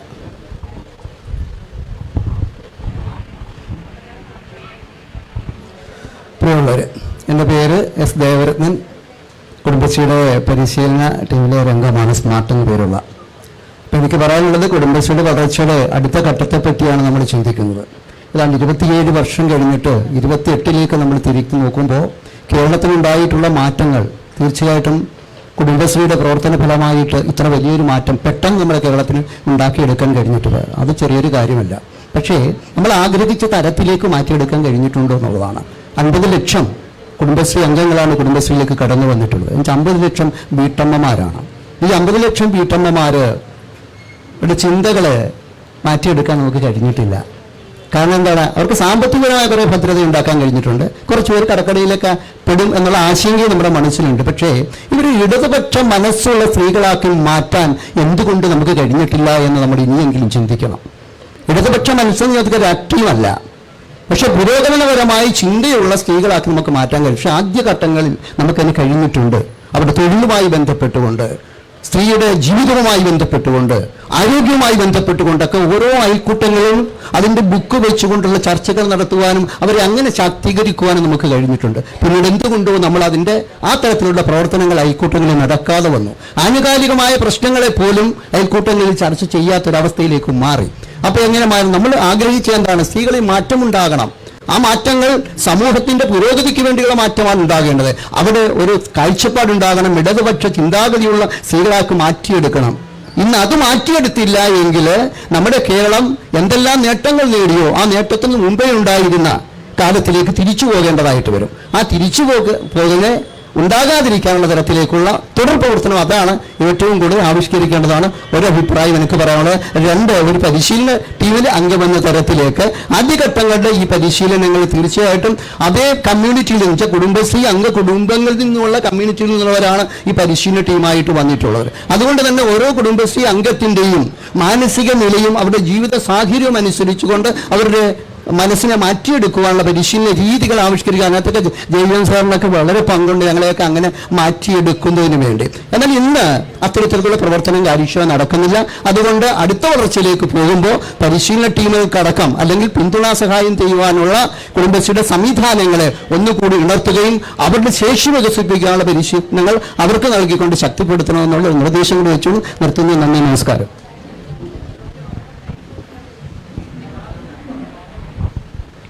പ്രിയപ്പെട്ട ഈ ജഡ്ജിങ് പാനലിൽ നിന്ന് നല്ലൊരു ചർച്ചയാണ് ഉയർന്നു വന്നത്. കാരണം എന്ന് വെച്ചാൽ 2 CDS ചെയർപേഴ്സൺമാർ അവരുടെ അനുഭവം വളരെ സവിസ്തരം പ്രതിപാദിച്ചു. കഴിഞ്ഞ 20 വർഷമായിട്ട് കുടുംബശ്രീ അംഗമാണ് ഞാൻ ഈ ചർച്ചയുമായി ബന്ധപ്പെട്ട് പേര് VR ശാലിനി പറയാനുള്ളത് വളരെ ഈ കുടുംബശ്രീ ഇപ്പോൾ 25 വർഷം 98 തുടങ്ങി ഇപ്പോൾ 28 വർഷത്തിലേക്ക് എത്തി നിൽക്കുമ്പോൾ നമ്മുടെ കുടുംബശ്രീ വിഭാവനം ചെയ്തതിൻ്റെ ഒരു ഘട്ടം പൂർത്തീകരിച്ചു കഴിഞ്ഞു. സ്ത്രീ ശാക്തീകരണം എന്ന ലക്ഷ്യത്തിലേക്ക് നമ്മൾ ആ പൂർത്തീകരണത്തിലേക്ക് എത്തിക്കഴിഞ്ഞു കേരളത്തിൽ. അതാണ് നമ്മുടെ ഇന്ന് തദ്ദേശ സ്വയംഭരണ സ്ഥാപനങ്ങളിലേക്ക് വരുന്ന ജനപ്രതിനിധികളുടെ സ്ത്രീകളുടെ കാര്യശേഷി വർദ്ധിച്ചിരിക്കുന്നത്. അപ്പോൾ അത്തരത്തിൽ നമ്മൾ ഇനി കുടുംബശ്രീയുടെ ബൈലോ ഭേദഗതി ചെയ്യണം. ആ ബൈലോ ഭേദഗതി ചെയ്യുമ്പോൾ നമുക്ക് കുടുംബശ്രീയുമായി ബന്ധപ്പെട്ട് ആദ്യകാലങ്ങളിൽ ഉണ്ടായിരുന്ന മാറ്റങ്ങൾ വരേണ്ടത്. ഇപ്പോൾ ഈ കുടുംബശ്രീയിൽ നിന്നും ആളുകളുടെ പൊഴിഞ്ഞുപോക്കുണ്ട്. ആ പൊഴിഞ്ഞുപോക്ക് സാമ്പത്തിക അച്ചടക്കമില്ലായ്മയാണ്. ഇപ്പൊ കഴിഞ്ഞ 20 വർഷമായി ഞങ്ങൾ കുടുംബശ്രീ അംഗം ഞങ്ങൾക്കൊരു സാമ്പത്തിക ബാധ്യതയും കുടുംബശ്രീയുമായി ബന്ധപ്പെട്ടുണ്ടാക്കിയിട്ടില്ല. അത് നമ്മൾ അതിൽ കൊണ്ടുപോകുന്ന സാമ്പത്തിക അച്ചടക്കം കൊണ്ടാണ്. അത് നമ്മൾ എല്ലാ കുടുംബശ്രീകളിലേക്കും എത്തിക്കുന്ന തരത്തിലേക്ക് ഈ CDSകളെ മാറ്റണം.